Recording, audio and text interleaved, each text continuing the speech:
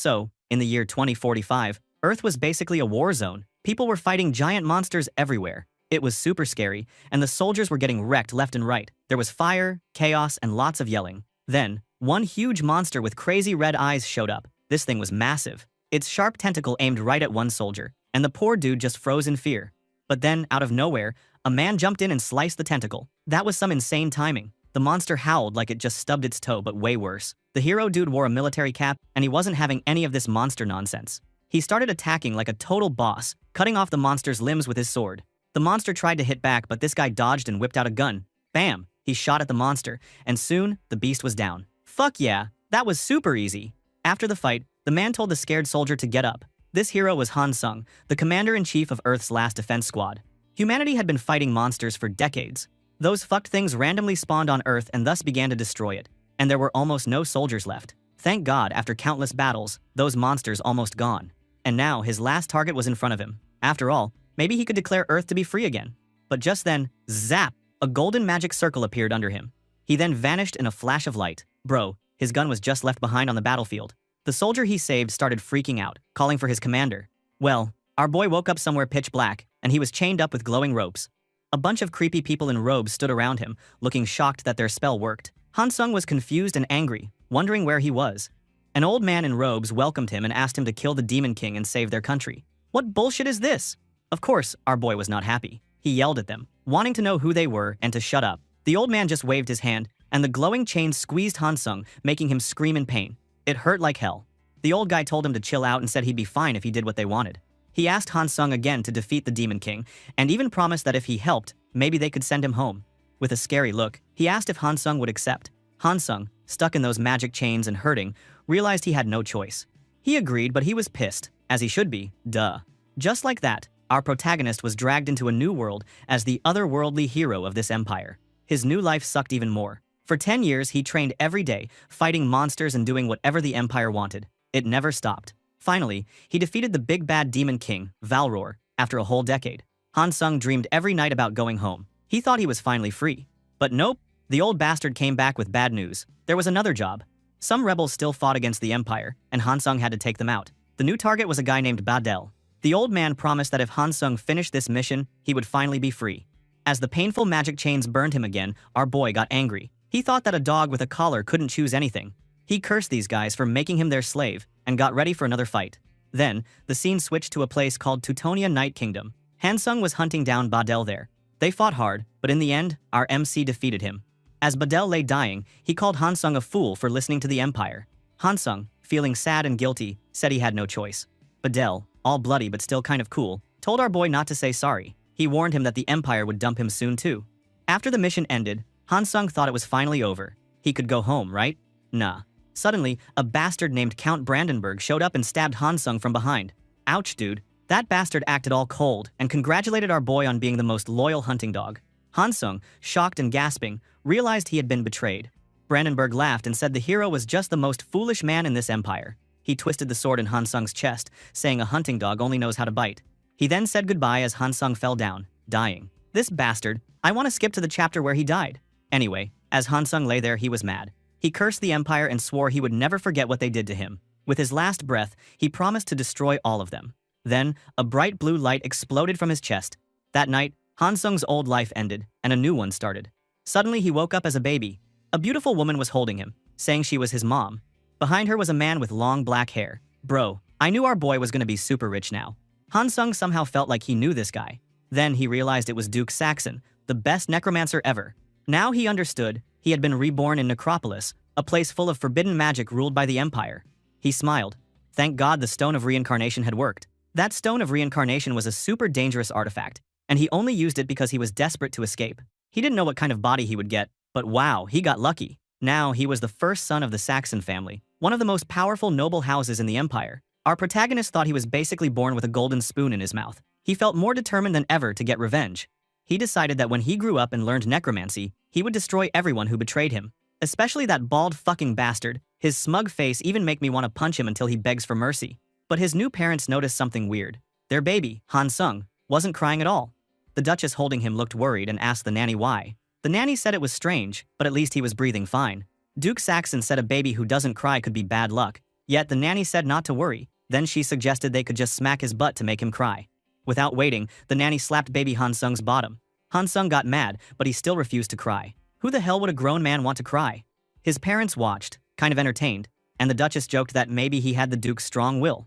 Then the Duchess took the baby herself and said she would try. Instead of slapping, she just gently patted him. That soft, warm touch hit our boy right in the heart. All the memories of his hard life came back. He thought about how long it had been since someone touched him with real love. The warm hand of his mother made him feel something he hadn't felt in years. Pure, honest love. That was just too much. Hansung, who hadn't cried since he was a little kid, couldn't hold it in anymore. He finally started bawling like a real baby. His new parents stared in surprise. But honestly, who could blame the guy? He had just lived a sad 2 lifetimes, bro. Anyway, 8 years had gone by since Hansung was reborn. His new parents, Duke Alan Saxon and the Duchess Elena, started feeling like time was moving way too fast. The Duchess talked about how Dale, Hansung's new name, had been glued to his book since he was just 4. Okay, dude, because our protagonist's name was Dale now, let's call him Dale from now on. Back to the story, the Duke looked proud, and she teased him, saying maybe Dale got his bookworm brain from his dad. The Duke agreed and said his boy really liked magic. But then the mood got serious. The Duchess made him remember his promise, never teach Dale necromancy, the dark magic stuff. Damn, our boy is gonna be super sad hearing that. While his parents were having their chat, Dale, aka Hansung, was deep in his studies in the Grand Library. In their bedroom, the Duchess told her husband she was glad he remembered his promise, and he told her not to worry. He even said he had a cool gift for Dale's birthday, which was coming up soon. Suddenly, all that calm was gone. A maid burst in, looking totally freaked out. She said something had happened to Dale. The Duke and Duchess ran down the hall, yelling Dale's name and thinking the worst. They found our boy collapsed in the study, blue mana swirling all around him like some kind of magic storm. Elena, the Duchess, rushed over to check if he was okay, but Dale, a bit dazed, said he was fine. The Duke, though, looked at his son in shock. He realized Dale could already use super strong mana, and that was not normal for a kid his age. Elena was scared and wanted to help, but Alan, the Duke, was focused. He asked Dale if he just released mana from his body like it was no big deal. Inside, our boy started to freak out, thinking he just messed up big time by showing off his power so early. But then something wild happened. The Duke's scary mood changed to a proud dad smile. He patted Dale on the head and said, of course his son was amazing, but it was a shame he couldn't teach him necromancy. That made Dale panic again. If the greatest necromancer around wouldn't teach him, how was he supposed to get strong enough for revenge? Elena, being the softie, told her son to go rest in his room. While walking away, our protagonist overheard his dad call his mom Elena and say he just thought of the perfect birthday gift. That got Dale's brain spinning. Next, it was Dale's 8th birthday. The Saxon mansion was packed full of nobles from all around the empire, and the party was super fancy. Dale sat alone upstairs, looking down at the noisy party. He didn't really get why everyone was so nice to him. After spending a whole past life being used and betrayed, all this love and celebration just felt weird to him. His mind drifted back to the time his mana went wild. He realized now it happened because he read a book called The Life of the Hero from Another World and started remembering his old life. The memories made something inside blow up, and that's why his magic power went out of control. He thought it would suck to give up on necromancy since he needed it for revenge, so he started thinking of ways to convince his dad to teach him. But he remembered that asking for that as a birthday present would probably not work. Just then, his mom Elena showed up with a mysterious person in a hood. Elena smiled and wished him a happy birthday. Dale asked who the person was. The stranger pulled back their hood and, boom, it was an elf-looking woman with blue hair and a gentle smile. Elena said this was Sophia, an elder from the Blue Magic Tower and a master of water magic. Dale was shocked when his mom told him Sophia would be his new teacher. Elena even gave him a little wink, like she was in on a secret. Dale realized this was his dad's big birthday gift, a real-life magic master. But there was a catch. Sophia was a master of water magic, which was good for defense, not the kind of explosive power he wanted. So it was pretty clear his mom really did not want him messing with dark magic. Sophia then asked Dale if they could talk alone, and he agreed. They went outside onto a snowy path. Sophia was super direct. She said she was only supposed to teach him water magic and asked if he was bummed out about it. Dale was surprised. How did she know what he really wanted? She then explained that it made sense for a kid to want to learn his dad's famous necromancy. Then she dropped some juicy info. Everyone in the Empire knew about the Duke's wedding promise to never teach dark magic to his kids. When Alan Saxon wanted to marry Lady Elena, she was scared of his dark reputation. So, to win her over, he swore he would never pass those dark arts to his children. At their wedding, the elders even wore white to show the promise was real. That's why learning dark magic right now was impossible. But Sophia wasn't all bad news. She said maybe, one day, she could find a way to talk Lady Elena into it. She asked Dale if he was willing to trust her and follow her lead. Dale was suspicious and asked why an elf would even want to help with dark magic family, since elves usually hated that stuff. Elf usually values the laws of nature, and reviving the dead is kind of the reverse of it. But Sophia just laughed. She said that even priests brought people back to life using divine power. When people do a holy resurrection, isn't it also violating the will of nature? To her, necromancy and divine power were just two sides of the same coin. Hearing that explanation, our boy was impressed. He thought Sophia was way cooler and more open-minded than most elves. Maybe she'd be a good master after all. Sophia then said it was time to start their first lesson. She knew Dale had already made a fragment of a mana circle, so she wanted him to build it into a full circle, which was the base for casting real spells. Dale was pumped. This was the first real step toward power and revenge. Sophia told him to put his hand over his heart and focus. Our protagonist nodded and closed his eyes. He could feel so much mana in this world, it was everywhere, just waiting to be used. But to control it, you had to build a mana heart circle around your heart. He gathered the little pieces of mana and forced them to spin together, just like Sophia had told him. He understood it perfectly, and soon a glowing blue circle of mana formed inside him. Dude, he did it super fast. Sophia kept giving instructions, telling him to make the mana rotate and not rush, because usually this stuff took a month. But Dale just put out his hand and showed her. Blue mana flowed out, totally under his control. He told Sophia he was already done. Sophia stared at him like she'd just seen a ghost. She couldn't believe it. Dale was supposed to be a beginner, but he had already made a full mana circle in just a few minutes. Does this make sense? She started thinking maybe he was a real magic prodigy, and honestly, she was probably right. No, Dale was one step above prodigy. Anyway, she wasn't done testing him yet. She asked if Dale could try to release mana through his new magic circle. Dale, being super confident, said he could totally do it. As he got ready, our boy started thinking about how different this life was from his last one. Most kids had a hard time just sending a little mana out of their bodies, but not this dude. In his old life, all his magic was about blowing stuff up, but it was never enough for true revenge. Now, thanks to his new dad's crazy talent, his body could handle mana like it was nothing. He even guessed that he could learn all sorts of magic, not just water stuff, from his new teacher. So, our protagonist put all his focus into his fingertips. He drew mana from his heart and made a magic circle appear. The mana got so cold it turned into a sharp ice bolt. Inside, he promised himself this would be the first of many weapons he'd use to take down the Empire someday. Dude was totally on a mission. He then pointed his hand at a tree and told Sophia he was ready. He made the ice bolt fly across the yard. It shot straight through a giant tree and busted it apart. Sophia just stared with her mouth hanging open. Mana usually fell apart when beginners tried to use it, but Dale's spell was perfect. It was super sharp, solid, and way too powerful for a kid. She was left thinking one thing. Who in the world was this little monster? She went over to the tree stump and checked it out. She realized Dale didn't just throw out some random magic. He actually pulled cold energy from the air and shaped it perfectly, like a pro. That was supposed to be just a beginner's move, but Dale did it better than most grown-up mages. Dale, though, acted all innocent, asking if he did something wrong. Sophia smiled at him, but inside her brain was spinning. There was no way a normal 8-year-old could make a spell this well. He used 3 exact steps: spin, speed up, and pack the mana together to make the ice bolt, which was something only soldiers were supposed to do. It was called the Golden Ratio Formula, and Dale pulled it off without even thinking. Sophia now understood why the Duke was sad, because he couldn't teach Dale himself. Later on, she went to see Duke Allen to give her report. The Duke was shocked when Sophia kind of hinted she might not be able to teach Dale. He said that if Dale could make a magic circle so fast, she should definitely help him get stronger.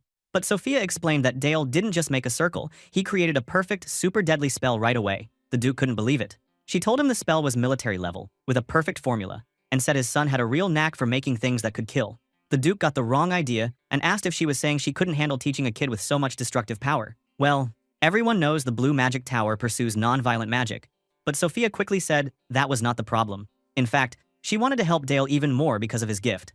The Duke was about to agree when Sophia brought up the necromancy magic, hinting that Dale might be looking for his dad's family magic. The Duke suddenly looked worried, realizing Dale might already be on the path to learning dark magic.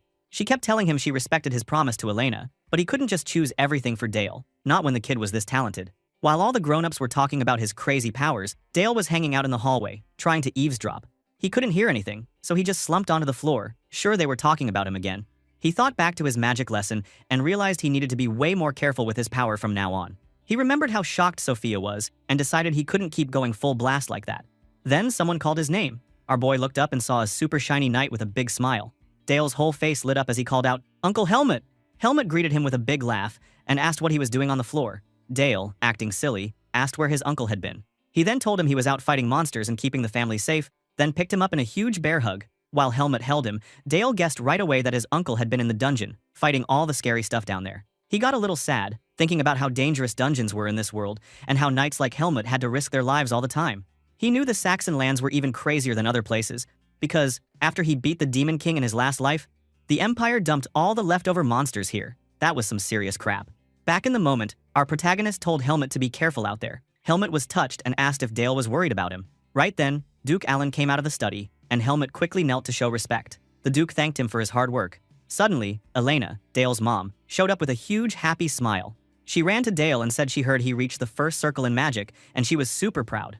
His dad also congratulated him and asked if Dale wanted a reward for his accomplishment. This put our MC in a tough spot. He really wanted to beg his dad for necromancy lessons, but knew that would make everyone suspicious. He scrambled for a normal wish, then shouted that he wanted a little sister. Both his parents turned bright red, totally shocked. Bro, you know how to act like a little kid sometimes? After a super awkward pause, the Duke stuttered that they would try their best. In the back, Helmet and another knight almost lost it, trying not to laugh out loud. That night, after all the birthday hype and magic madness, Dale was finally alone in his bed. He felt totally wiped out. Acting like a normal kid all day was hard work, and using magic for the first time in this little body was even tougher.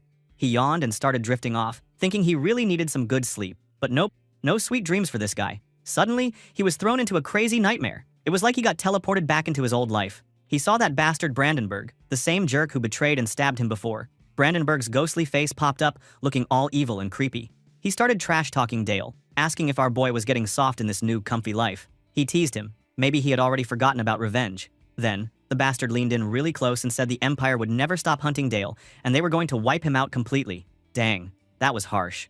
Our boy freaked out and snapped awake, gasping for air. And then, bam! A huge blast of blue mana burst out of his chest, totally out of control. He groaned in pain, grabbing at his chest. It felt like his heart was about to explode, bro. This was a mana rampage, which is like when a mage's power goes nuts and they can't control it. Dale was super frustrated. Even in this new life, the Empire and all his old trauma just wouldn't leave him alone. He got so mad that he cursed the Empire under his breath and stumbled out of his room, hoping the cold night air would chill him out. Except, going outside didn't help at all. The mana rampage just got worse. He was struggling to breathe, thinking he might actually pass out. Things were looking really bad. But then, a calm voice cut through the chaos. Someone said it looked like our boy was in a tough spot.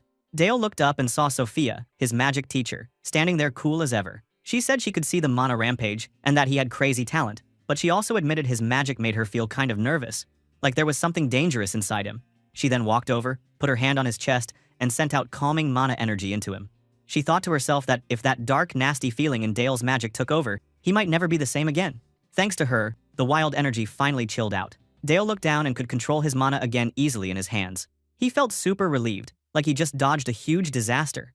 Sophia called his name, looking really serious. She gave him a reality check, saying his magic wasn't for healing or creating things, it was built for destroying, dude. She told him it was a dangerous gift. Then she pulled out a big, thick book with a creepy pentagram on the cover. She explained that because Dale's magic was so risky, she thought it was lucky she could be the one to teach him. She handed over the book, and our protagonist nearly fainted. Just holding it, he could feel the dark power oozing from the pages. He instantly knew it was a necromancy book. Sophia smiled a gentle smile and said maybe it was fate for her to teach him. She even wished him a happy birthday again. Bro, Sophia is the best teacher ever. Even our boy was so surprised and grateful that he ran up and hugged her super tight around the waist. Her face softened, and she patted his back, teasing that he was a really needy kid. Can you blame him, though? That was a pretty epic birthday present. A few days later, Sophia took Dale out to a snowy field for their next lesson. She told Dale his target for today would be rabbits. She told him to remember what it felt like going hunting with his dad, and to focus all that energy into his magic. Dale nodded, made a magic circle, and then spotted a white rabbit in the snow. He got serious, and fired off a sharp ice spell. The ice shot hit the rabbit dead on, and the poor thing was done for. Sophia just watched, totally calm. She noticed that Dale didn't even flinch. His hands were steady, and there was no regret in his eyes. Dude was stone cold. Yeah, she convinced herself again that Dale was born to be a hunter, the beast with its killing intent. She then called out to him and started a new lesson. She explained that even when mages use the same spell, it comes out different for everyone. She asked Dale if he knew why. Dale said he didn't. So Sophia smiled and dropped some magic wisdom. She told him that magic is like a mirror. It shows what's inside your mind and heart. The way you think and feel shapes the magic you make. She showed her own sweet, gentle water magic to prove her point. She told Dale that magic is basically a reflection of who you are on the inside. She went on, saying that spell names like Firewall are just a way to help mages picture their spells. At the big magic towers, each one teaches a different style. The red magic tower goes for firepower and destruction, while her blue magic tower is all about being flexible and flowing. There's also the dark, white, and green magic towers, each with their own vibe. After all that, she smiled again and decided maybe this stuff was a little too deep for Dale right now. Now that there was a rabbit corpse, Sophia started Dale's first real necromancy lesson. She said the basic move was to raise a zombie. Dale went for it, Figuring out the necromancy magic is not as easy as it seems, and sending out shadowy mana and attaching invisible strings to all the rabbit's important spots, like its head and legs.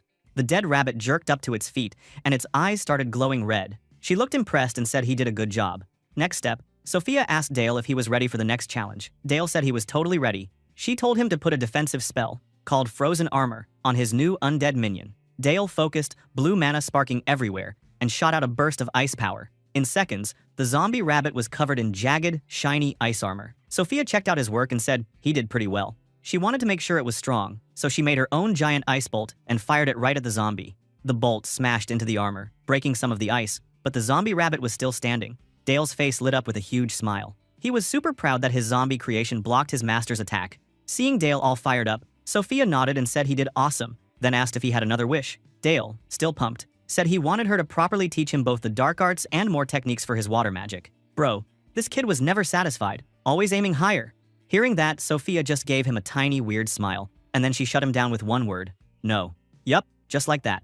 Dale was so shocked that he could not even say anything. Sophia started explaining her reasons. She told him that what he did with water magic was still super basic stuff. She said that water magic is tough and needs a mage to be really deep and smart as they get better. She reminded Dale that most beginners could barely master one type of magic, and handling two at the same time was crazy hard. Only a really rare mage could do that, and definitely not a kid his age. She said that what our boy wanted was just too much. It was way too ambitious. Dale was totally stunned. He wondered why she called it ambition like it was a bad thing. Then he tried to act all sad, and reminded Sophia that she had promised they would walk this path together. He made it sound like she was breaking her word if she refused to help him now. And guess what? That trick worked. Sophia got flustered and could not fight back against Dale's drama. She quickly ended the lesson for the day and walked off. But Dale was not about to give up, not this kid. That night, he went into the big study, carrying a mountain of books. He was super determined. He wanted all the power. He told himself that he could handle anything on his own.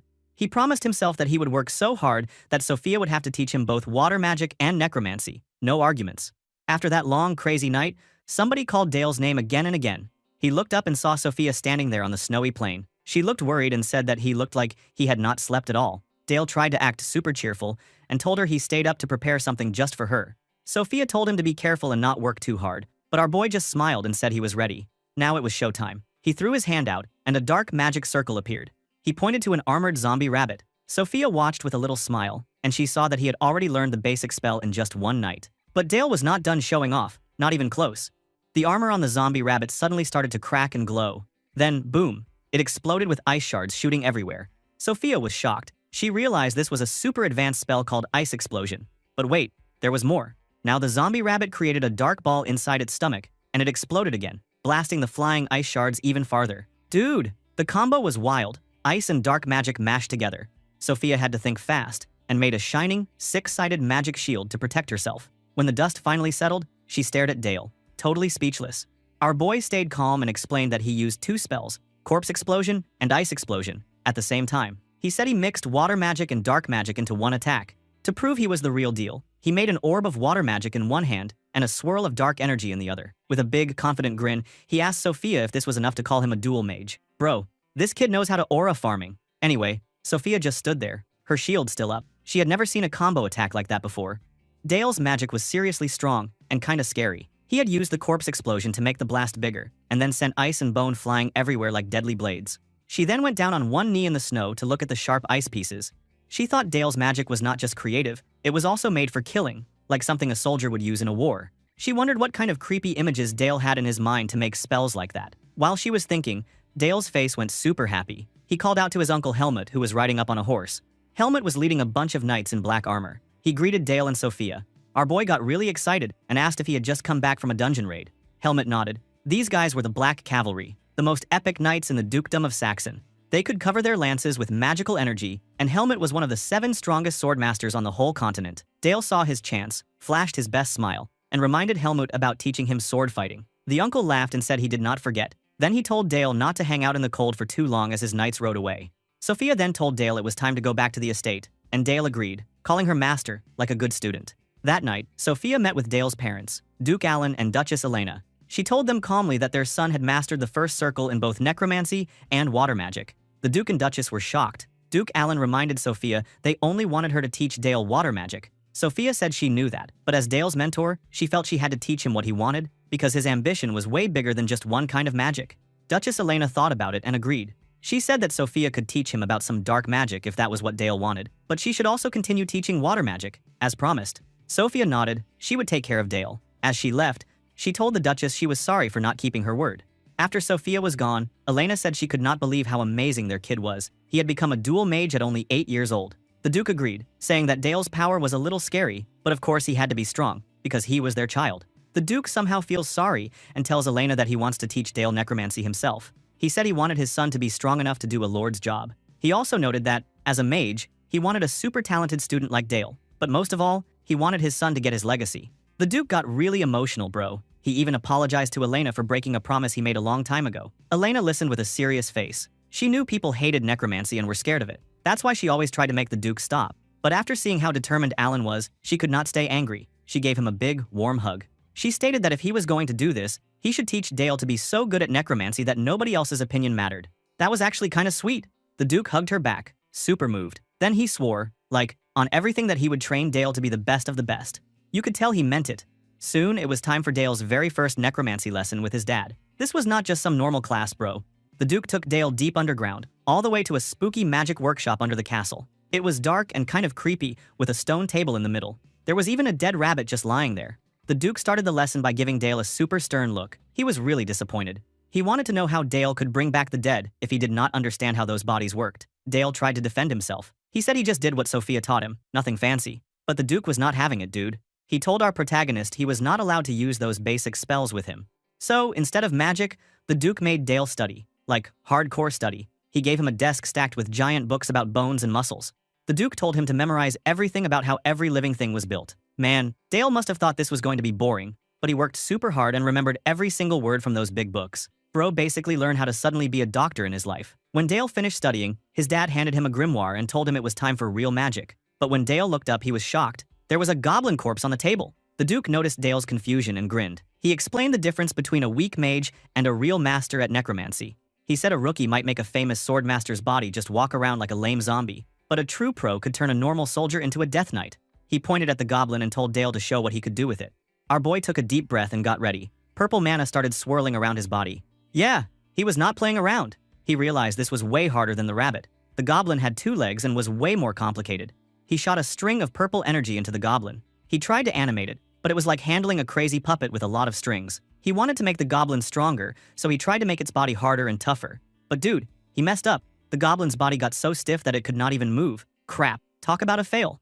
Right then, the Duke came over and put a hand on Dale's shoulder. He told him that making the body hard was smart, but it also meant the goblin could not move at all. Then the Duke's eyes started glowing with magic and told Dale to watch and learn.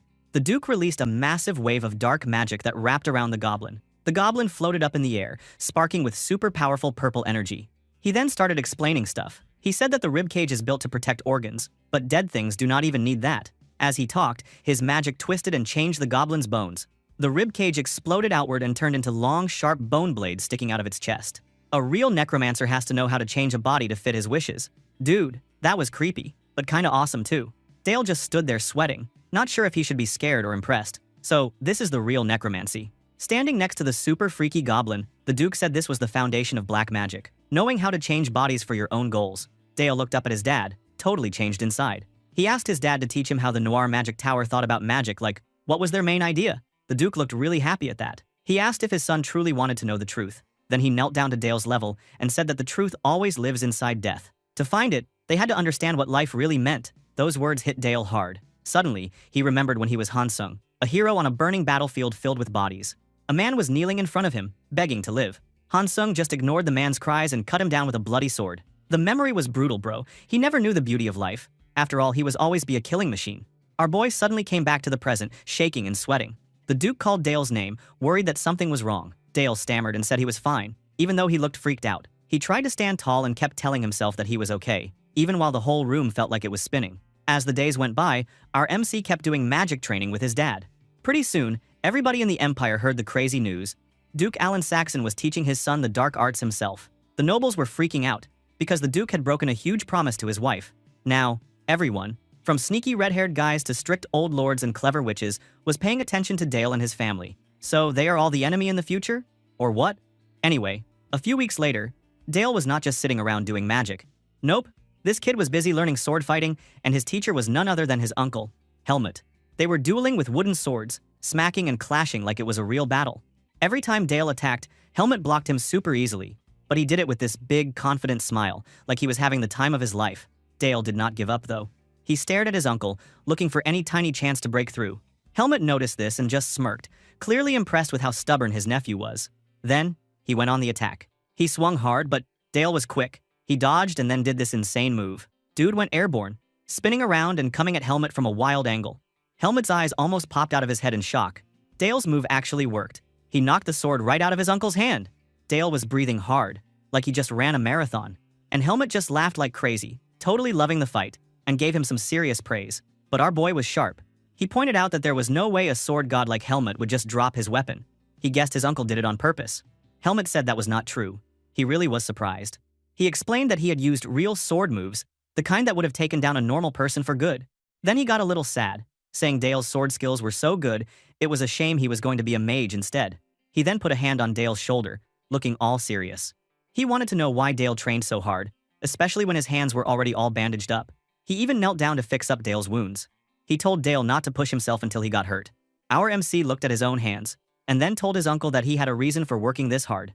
With a big grin, he explained that it would be lame for the Duke's son to just hide behind magic and guards. And, come on, he said, who would miss the chance to learn sword fighting from one of the top 7 swordmasters in the whole continent?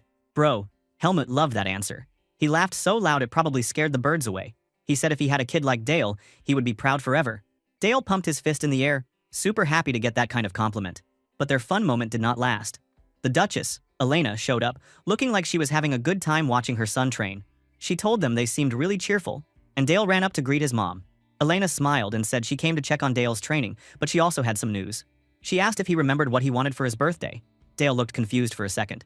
He remembered when he told his parents he wanted a little sister for his birthday. Wait, is this real? His eyes went huge. Elena looked super happy as she put a gentle hand on her belly. She told Dale that he really had to take care of his little sibling now. Our boy went from shocked to crazy happy in about 2 seconds. He promised his mom that he would do a great job as a big brother. Fast forward 10 months, the Saxon family was all together in a really fancy bedroom. The new baby was here, and Dale could not take his eyes off his little sister. He leaned over, just staring, like he could not believe she was real. Elena teased him, asking if the baby was really that interesting. Dale said, yeah. He still thought it was kind of unreal. He touched the baby's cheek, thinking she was just the cutest thing ever. Duke Allen saw how much Dale loved his sister, and he asked if Dale wanted to hold her. Our boy freaked out a little, but Elena gently handed the baby over. Turns out, holding her was not as scary as he thought. The Duke said the baby looked just like Dale did as a baby. Elena added that it was so weird, the baby always cried with her, but never with Dale. She said the baby seemed super happy in his arms. Dale looked down at his sister with a soft, gentle face. Then Allen asked Dale how he felt now. Dale's face changed. He got serious. He told his dad that even though the baby was light, she felt really heavy at the same time. The Duke smiled in this wise, dad way, and told him that was called the weight of life. He put a hand on Dale's shoulder and told him never to forget that feeling. Just then, Elena jumped in, saying it was time for Dale's lesson, and that Sophia was probably waiting already. Now, Dale went out to train. Sophia was already there, and told him this lesson would be real combat. Our boy looked a bit nervous, and asked if he could really fight her for real. Sophia said she wanted him to come at her with everything he had. Dale got ready, magic swirling all around him. He made a glowing blue magic circle appear. Sophia was surrounded by her own water magic, looking pumped to see how much he had improved. Our protagonist did not hold back. He launched 2 big sharp ice projectiles at Sophia. But Sophia? She smashed the first one like it was nothing, saying it was way too slow. The second one she just knocked away without even trying. She caught a piece of the broken ice and shot Dale a sly smile, asking why he was going easy on his teacher. Dale was left standing there, totally silent, realizing he just got called out in a big way. She told him to hurry up and put up a barrier, but she was not going easy on him at all. She blasted him with a huge wave of water magic. Dale's eyes went wide as the magic attack raced toward him. He barely managed to block it, forming an ice gauntlet around his arm right at the last second. The gauntlet shattered from the force, but he was okay. He thought to himself that if he had not blocked that attack, he would have been in big trouble. Sophia kept smiling, calm and proud, and said she was impressed that Dale could make ice armor so fast. Now, she urged him to attack again. In response, Dale put his hands on the cold, snowy ground and started to focus hard. He poured all his mana into the earth, and suddenly, bam! An enormous, sparkling ice wall shot up between them. Dude, this thing was huge. Sophia was super surprised. She wondered why Dale would just throw up a giant wall like that in the middle of a fight. She thought maybe he needed a break or something. But then, she noticed something weird. The ice was way thicker than normal, and she realized the mana inside it was built in this super complicated way. She reached out to touch the wall, trying to figure out Dale's plan, and saw it had a hexagon shape, which was part of a crazy spell formula. She was about to say something, but then Dale, hiding behind the wall and looking super intense, gave a mental command to the spell. Suddenly, the whole ice wall exploded. There was a huge flash of blue light. Shards and freezing mist went flying everywhere. Sophia was totally caught off guard. For a second, it looked like she really got hit and shredded into pieces. Bro, this must be some trick, right? No way Sophia just died like that. Anyway, when the dust settled, Dale stood there in the wreckage, looking pretty proud of himself. He started thinking about what he just did. He had made the ice wall extra dense, packed it tight, and then compressed it like a grenade. He figured it would be super hard for even his master to dodge that kind of surprise attack. But then his smile faded. He saw somebody frozen solid in the ice and freaked out. Oh crap. Was that Sophia? He shouted her name, feeling panic rise up. But guess what? The frozen figure was just a fake. The real Sophia appeared right next to him, acting totally chill, and asked if he called her. Dale was so startled, he almost jumped out of his boots. She waved her hand and made the ice statue disappear. She actually praised Dale for pulling off such a wild spell. She then touched her cheek and noticed she had a little cut. Damn, she was honestly amazed that Dale, just a first circle mage, could actually land a hit on someone as strong as her. Yet our boy felt bad and said he didn't mean to hurt her. But Sophia told him not to worry. She even felt grateful for the wound, because it meant Dale trusted her enough to use his full power. She looked super proud and ruffled his hair, asking how he came up with such a move. Dale just grinned and said it was all thanks to her training. She just gave him the warmest smile ever. Man, that was a wholesome teacher-student moment. Later on, Sophia went to report to Duke Alan Saxon about what happened. The Duke immediately saw the wound on her face and looked worried. She told him she got careless while teaching Dale and that his spell was really sharp. The Duke was concerned and said he owed her a lot for helping his son, but Sophia just brushed it off and said teaching Dale was actually a joy. Then the Duke got serious. He told her that there was news about orcs crossing into their territory. He said it wasn't a huge threat, but he wanted to send Dale into battle. Sophia was shocked. She said Dale was way too young for real combat. But the Duke explained Dale would not be put on the front lines. Even so, he said that defending their land was the Saxon family's duty, and as the heir, his son had to step up. Dude was not messing around. He even let out a scary dark aura for a second to show how serious he was. Seeing that, Sophia asked what he wanted her to do. The Duke's mood softened, and he revealed his plan. He was going to let Dale use a powerful family artifact, but Sophia had to help him learn to control it. Now, if you don't know, artifacts in this world are no joke. They are objects full of crazy power and are basically alive with their own will. To use them, you have to pay with your magic or even your life force. The stronger the artifact, the more dangerous it is. Some can even kill you, so, yeah, not for newbies. The scene changed to a huge, fancy corridor. Dale, his dad, and Sophia walked together. The Duke explained that the Saxon family had learned how to deal with powerful artifacts over generations. When they reached the artifact vault, the Duke stopped Dale and told him that, as the heir, he had to be ready for battle soon. Dale was stunned at first, but then he started to get really hyped. But, of course, there was a catch. Before he could touch anything, the Duke said he had to first learn how to control the power of darkness that ran in their family. Then, the doors opened, and bro, the vault was insane. There were hundreds of magical items everywhere, each one glowing or giving off a weird energy. Dale could actually feel all the mana in the room. The Duke pointed out the Demon King artifacts. These were the real deal, super dangerous, super rare, and not your everyday magic trinkets. Dale was told not to touch anything until he learned how to control them. But of course, our protagonist was already gone. While the Duke and Sophia were warning him, he had sneaked off into the vault and started wandering. The Duke spun around, looking panicked, and asked where his son had disappeared to this time. Meanwhile, Dale was strolling around the vault, totally chill, checking out the crazy stuff around him. The dark artifacts started whispering to him, each trying to lure him in. One shield offered to help him destroy his enemies. Some rings and little treasures wanted to make him powerful beyond his dreams. But our boy just smiled and shook his head. He thought that kind of power was not enough for what he wanted. He needed something even bigger for the revenge he dreamed about. That's when he noticed a dark, hooded cloak was floating beside him. He recognized it as a shadow cloak, a super rare item that used to belong to Duke Berta, one of the Demon King's top guys. This cloak could control shadows and turn the wearer into a serious nightmare for anyone. No hesitation. He grabbed the cloak and tried it on. But the moment he put it over his shoulders, things got real. Dark shadows shot out and wrapped around him, pulling him into a creepy, empty void. A scary voice echoed, shouting again and again that it was hungry. This was not just a magic item, it was alive. Turns out, the shadow inside the cloak was from its last master, and it could act like a living thing. If Dale wanted to control it, he had to force the Shadow Beast to obey him completely. Well, our MC was not scared though. He just grinned, all bold, ready for a fight. Right then, a gigantic monster made of pure darkness dropped down, ready to battle Dale in this wild trial of wills. Man, things were about to get insane. Near him, Sophia and Duke Allen were shocked. The cloak wasn't just a coat anymore, dude. It turned into a giant ball of darkness, swallowing Dale up. Time started ticking by, and the Duke was getting more and more worried. He told Sophia that if this test went on too long, Dale could totally lose his mind or even get eaten by the shadow monster. Sophia was like, oh crap, what do we do? The Duke said they might have to drag Dale back by force. But just as the Duke was about to act, the big shadow sphere started shaking like crazy. Then, boom, the darkness exploded and disappeared, and right there in the middle was our boy, just chilling, totally fine, and wearing that crazy artifact cloak like it was no big deal. He stepped out, calm as anything, and answered his dad. Sophia ran up to him, super anxious, wanting to know if he was okay. Dale said he was fine, and even joked that it just stung a little. He was grinning, like the whole thing was just a quick workout or something. Sophia was absolutely stunned. She couldn't believe Dale was totally unhurt, even though that cloak was supposed to mess up even the toughest mages. She wondered how a little kid could handle all that mental pressure and not go nuts. But Dale wasn't done. He looked at his dad and with this totally innocent face, asked if he could try on some of the other artifacts too. Bro, the Duke and Sophia were both so shocked, they just stood there with their mouths open. After a big sigh, the Duke finally said yes. Dale got super happy, thanked his dad, and rushed off ready to test every single artifact in that vault.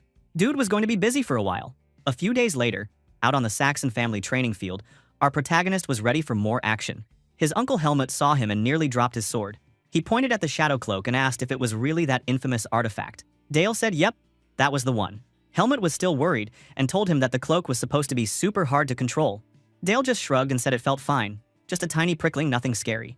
Then he joked that maybe the cloak was just lonely. Suddenly, a small, toothy shadow creature crawled out from the darkness at his feet. But our boy doesn't care.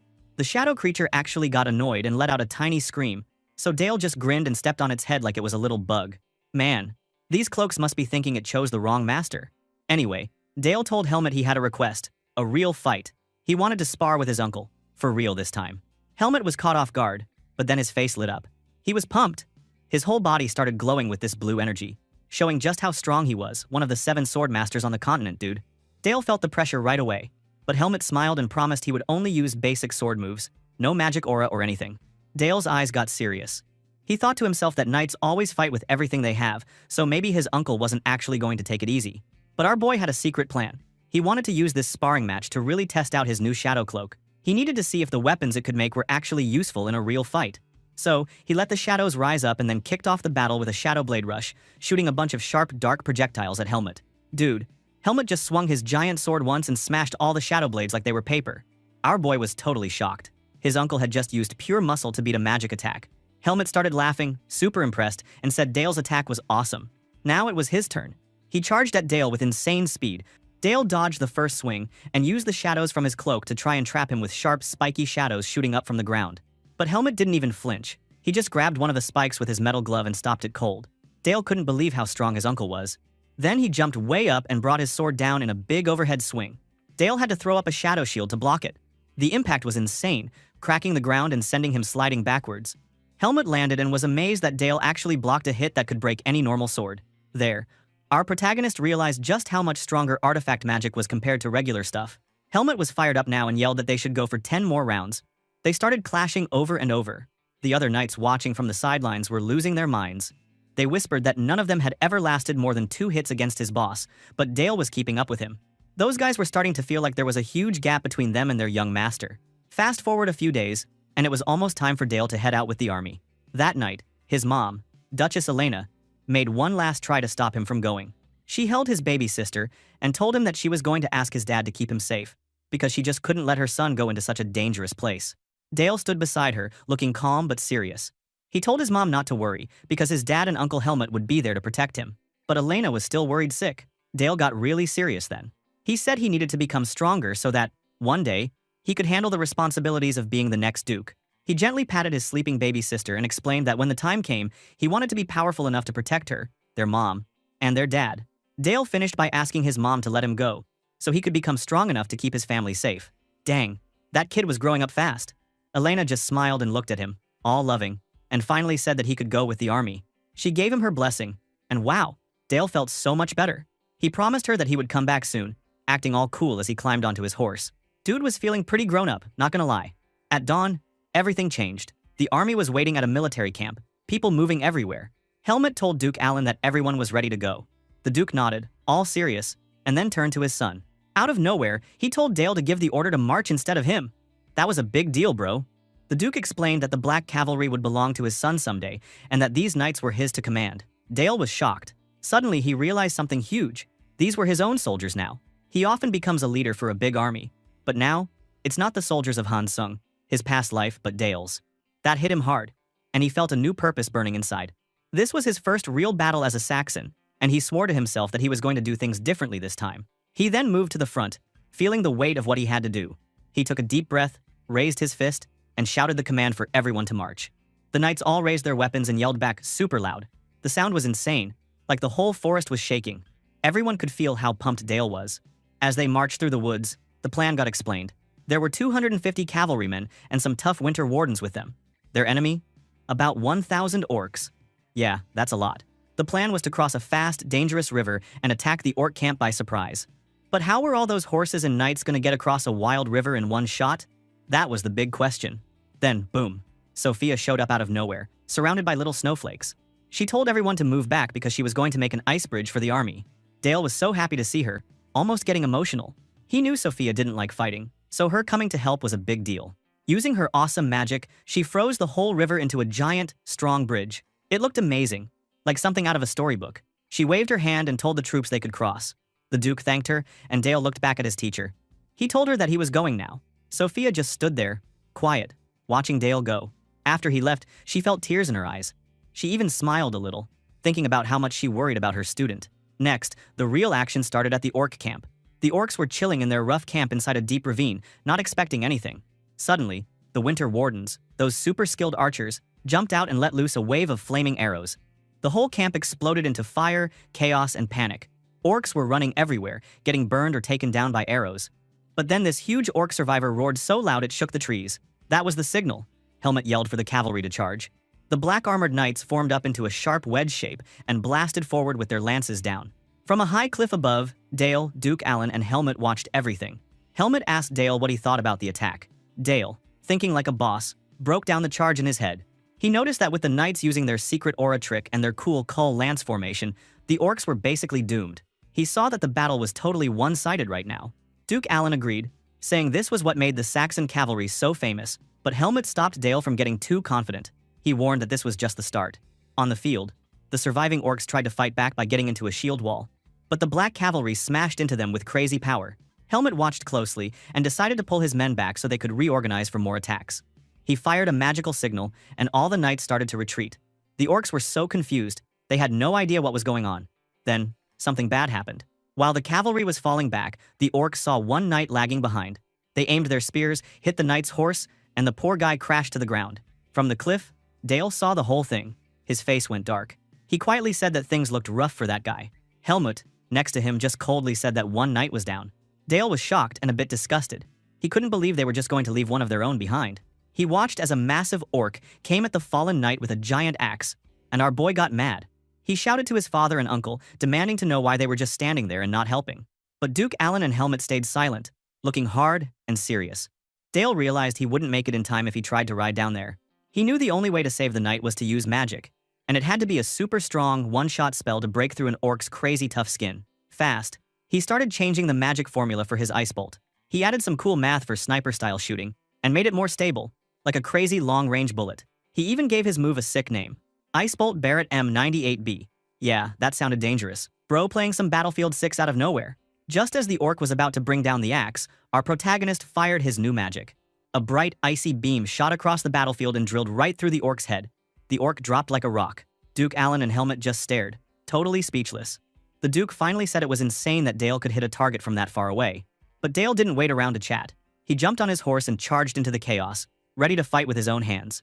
Helmut yelled after him, but Duke Allen stopped him and said to let Dale go. The Duke was smiling, proud, and a little amazed, thinking that his son was already creating new spells and acting like a true leader. He thought that Dale's inner world, his heart, was probably almost complete. Anyway, Dale could see the orcs were regrouping and looking meaner than ever. But he noticed something big. The knight he just rescued was totally frozen with fear on the ground. Dude looked like he'd seen a ghost. Dale realized he now had two problems: those angry orcs, and this knight who couldn't even stand up. He also thought about his magic. His best spells were strong, but they took way too long to cast. Using long magic in close combat? Nah, bad idea. And he knew it. He thought to himself that he had to find a shortcut, kind of like when you make a math problem super simple. Right as another orc came running at him, he quickly created a new short spell in his mind. But bro, he wasn't satisfied. He wanted it even faster. So he trimmed it down again and came up with his own new move. He called it Ice Bullet. Nice name, huh? The orc was about to smash the scared knight, but our boy was way faster. From up on his horse, he fired the new Ice Bullet spell. It was like, BAM! The ice shot hit the orc right in the head. The orc's head exploded like a watermelon, dude. The rest of the orc's body just dropped in front of the knight, who couldn't believe what he was seeing. That knight looked up and saw his young master, Dale, and was totally confused about why his master would risk his own life for him. Dale, always chill, got off his horse and told the knight not to worry. He even gave the dude a confident smile and reminded him that House Saxon never left a loyal sword behind. That moment was pretty awesome, but it didn't last long because more orcs came running, looking ready to start some serious trouble. So, Dale was like, alright, time for something wild. He lifted his hand, and a crazy purple energy started swirling around him. Bro, it was time for the Shadow Cloak to show off. Our protagonist cast a spell called Shadow Blade, and suddenly, a bunch of sharp, dark shadows burst up from the ground. These things just sliced through the orcs like they were made of butter. Dale gave a dark smile and ordered his shadows to finish the job. Dang, that was cold. One orc survived and looked super confused, but then another crazy thing happened. A giant dark vortex showed up and ate it alive. Talk about scary, bro. Dale turned to the last orc, looking all happy, and blasted it with another ice bullet. No more orcs left. Bro, have no mercy on those ugly orcs. He casually wiped some blood off his face, like this was just a normal day. Then he turned back to the rescued knight and told him it was over. The poor knight was still in total shock and could barely say Dale's name. He admitted he couldn't even move his legs. Dale just smiled, probably feeling a little awkward now, and decided to just pick the knight up like he was a sack of potatoes. He told the guy with a bright grin that they made it out. Right then, Helmut came galloping up with the whole black cavalry squad. Bro, the rescued knight looks like he's falling in love with our MC. Anyway, Dale saw Helmut and said that he would leave the rest of the fight to his uncle. Helmut got super hyped and shouted for the cavalry to charge. The knights all cheered and didn't just shout for House Saxon, they were yelling their loyalty for Dale too. That must have felt good. Later, back at the Saxon camp, it was official. They beat the orcs. The battle was over, and everyone was celebrating. But then Duke Allen called Dale into his tent. Uh-oh, trouble time. The Duke looked super serious and told Dale he had a question. He wanted to know why his son went running off alone to fight the orcs, and asked why he did something so crazy and dangerous. Our boy was totally confused. He just saved a dude's life. So why was he getting chewed out now? Man, being a hero is never easy. Anyway, Dale, being all polite but not backing down, told his father that he was just doing his job as the future lord. He reminded the Duke that these knights were his people, the guys he would have to lead someday. But the Duke just stared him down and called his reason weak, harsh. Dale couldn't believe it. He thought his dad cared about his knights. So, our MC gathered his guts and basically asked the Duke why he just stood there and let his own knight die. The Duke didn't sugarcoat it. He explained that, in their territory, monsters were always a threat. If the knights started thinking someone would always bail them out, they'd get soft. And being soft was a death sentence out here. The Duke hit him with a cold truth. By rushing in, Dale had put a dumb idea in the soldiers' heads. The idea that they could just wait around to be saved. He asked, did Dale really think any knight who depended on a rescue would last long out there on the battlefield? Then came the real lesson. The Duke said the family's real job was to push their knights to the limit, force them to sharpen their skills until they couldn't go any further, and only then would the Lord step in. That was the heavy responsibility of leading the Saxon house. Dale listened, and he had to admit, his old man was right. He realized he'd forgotten that sort of logic in this new life. Oof, tough lesson. Just when things were starting to feel cold and strict, the Duke softened up a bit, putting a hand on Dale's shoulder. He said he was actually impressed by his son's willpower and told him not to lose that fire. Our hero got the message, and the Duke said, let's head back to the castle. But man, news travels fast in this place. The story of Dale saving the knight started spreading like wildfire, and soon people were saying he'd killed, like, 1,000 orcs with his bare hands. Bro, the poor guy felt so embarrassed he just wanted to bury his face in a snowdrift. But it wasn't all bad. Suddenly, the whole duchy seemed more energized. A couple days later, Dale hit the training grounds and boom, there were all the knights, lined up on one knee like he was some kind of legendary general. They welcomed him with way too much respect, and Dale was seriously flustered, telling them to chill, but they weren't hearing it. Then Uncle Helmut showed up, grinning so wide you'd think he just won a prize. He told Dale to stand proud and got the knights all hyped. yelling that they'd become even stronger for their young master. Dale could only smile awkwardly, like, is this my life now? Right then, a maid came in and announced that House Orhart had arrived. Helmet straightened up, ready to take Dale to meet these important guests. Now, our boy knew this was not just any visit. House Orhart was led by Bardell, the divine sword guy from the fallen Teutonia kingdom. Big deal stuff. Dale saw that even Helmet's face changed, probably thinking about old memories with Bardell. With things feeling tense, Dale and his uncle came into the throne room, where Duke Alan and Duchess Elena were waiting. The guests were announced, a woman dressed all proper with a veiled hat, and a young blonde girl beside her. The woman introduced herself as Vanessa Orhart and gave Duke Saxon a humble greeting, then introduced her daughter, Charlotte. Well, Charlotte was not having it. She looked angry and didn't hide it. Charlotte snapped at her mom, asking why she was bowing to these people, but Vanessa tried to hush her up. The Duke stepped in, calm as ever, saying he understood Vanessa's hard times. He decided the tension needed to chill, so he asked him to show Charlotte around the castle. Dale played it cool, walked over with a polite smile, and offered Charlotte his hand. But this girl? She was totally not having it. She slapped his hand away, told him not to touch her, and left everyone in the room looking like they'd just seen a ghost. Vanessa was mortified, trying to make Charlotte apologize, but the girl just made a noise, spun around, and ran out, slamming the door behind her like a dramatic movie scene. Yikes. Vanessa was left apologizing over and over, saying her daughter had been through too much lately. Duchess Elena wanted to know what happened, and she spilled the whole story. She said Count Brandenburg, the Pig King, had been put in charge of their land. This dude was obsessed with making an heir and would go after any talented swordsman. Worst of all, Vanessa revealed that he even targeted her own daughter. She'd barely managed to escape with Charlotte before things got worse, but the trauma was still there. The Duke and Duchess looked seriously troubled. Vanessa pleaded with them to take Charlotte in as a maid, to keep her safe from that monster. Meanwhile, Dale found Charlotte out on the snowy training grounds. He called out and she turned around, still looking like she was ready to bite someone. Our MC asked if she even knew where she was going, and Charlotte shot back that she didn't care. He tried to lighten the mood, grinned and asked if her hand was okay from that slap like, dude, smooth move. She said it was fine, turned away, and Dale noticed she looked like she'd been crying. Inside, he thought she was just a scared and upset kid under all that attitude. But then bam, this girl flipped a switch. Suddenly her eyes looked crazy determined.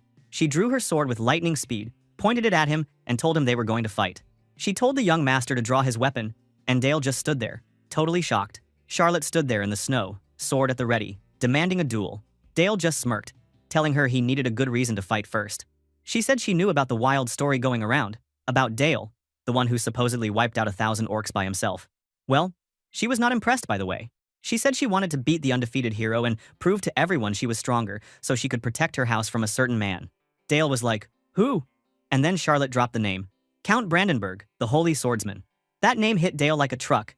Rage just exploded inside him, because in his past life, Brandenburg was the Empire's attack dog who betrayed and killed him. Now our boy was fired up for real. How the fuck did that name suddenly come out of her mouth? That shit ruining his day. His brain started working overtime, and he could feel his old soldier instincts kicking in.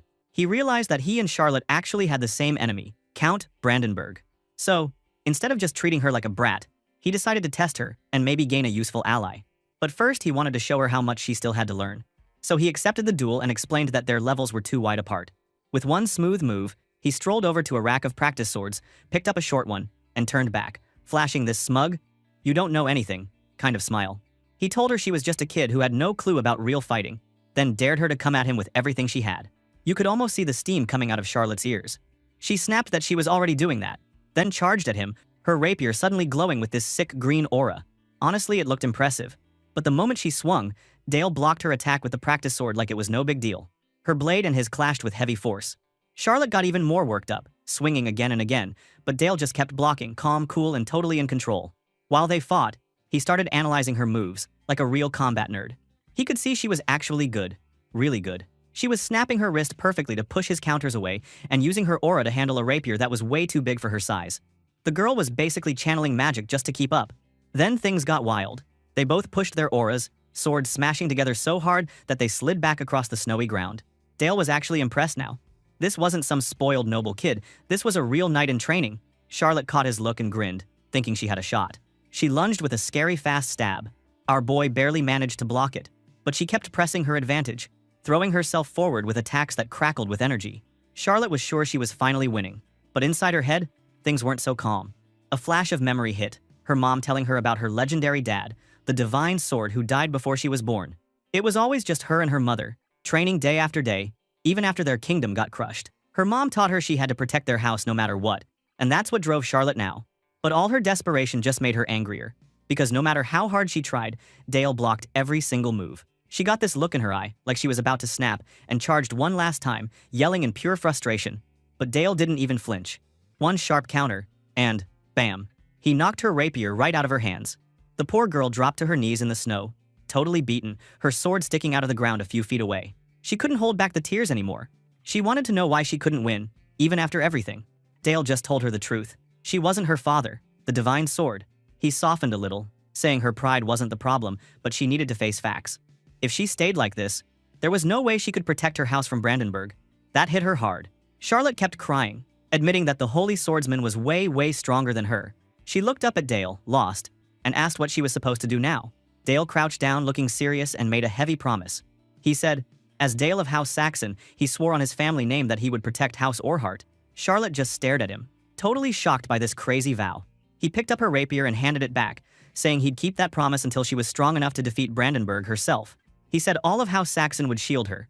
Charlotte, still on her knees, wanted to know why he'd make such a promise. Dale held her sword out and answered that it was because her sword was worth it. But he also gave her a condition. She had to swear to become a sword for him and for House Saxon in return. Charlotte wiped her eyes and thought about it. Then she gave this tiny, brave smile and accepted. She said she couldn't really say no to such an offer. She took her rapier, knelt in the snow, and vowed with all her heart, as a knight, to serve. It might have sounded childish, but the feeling behind it was real. A legit knight's promise, right there in the snow. Later that day, things got official in the Duke's office. Charlotte, at her mom's request, became a maid of House Saxon. Duke Alan was honestly surprised that his son just went along with everything. No complaints. He had to ask Dale what happened out there. Our hero told him straight, they made a pact, and he swore in House Saxon's name to protect House Orhart. The Duke's face turned pretty serious. He wanted to know if Dale did it out of pity. Dale shook his head and said he didn't. Instead, he explained his reasoning. He said Charlotte was the last of the Divine Sword's bloodline and had killer talent. By swearing a new oath with her, he basically brought a future powerhouse into their corner. What our MC really wanted was a new Divine Sword, loyal to their duchy. Duke Alan was honestly stunned by his son's thinking. But then he just smiled, proud as hell, and told him, good. Dale knew he'd nailed it. He'd just given Brandenburg a big middle finger by sheltering the last Divine Sword under his own roof. But things weren't cool everywhere. The scene jumped to Malberg, where Count Brandenburg was throwing a big tantrum in his fancy castle. The man was furious, smashing his wine glass and yelling about how Duke Saxon dared to steal Charlotte away first. His underling tried to apologize, but Brandenburg just screamed at his men for being useless. The guy explained that they'd already sent assassins, but all of them got taken out before even reaching the Saxon lands. Probably Charlotte herself fought some of them off. Hearing that, Brandenburg was disgusted. He stomped over to a shiny sword on display, touching it like a creep and remembering the good times, aka the time he killed Hansung. Gross. He picked up the holy sword Hansung used, Durandal, and started talking to it like it was his girlfriend. He called Charlotte his lovely fiancée and told the sword to wait just a bit longer. Then, just to make everyone uncomfortable, he licked the blade and promised he'd get the perfect heir, no matter what it took. He turned back to his underling with a nasty grin, ordered him to pay the Thieves Guild whatever they wanted, and told him to bring back Charlotte, no matter what. So yeah, the game was officially on. A week flew by after Charlotte gave her big knight's oath. The poor girl barely had a second to breathe. One minute she was the last princess, the next she was struggling hard to be a ducal maid. But she didn't complain. She trained even harder. And now, sparring with our MC every day was just part of her new life. Lucky her, right? Out on the training grounds, Uncle Helmut was all business. He checked if the kids were ready. Dale just grinned and said, obviously, he was born ready. Charlotte let out a determined grunt that basically meant the same thing. Helmut gave them the go-ahead with this sneaky little smile, and boom, the match was on. These two didn't mess around.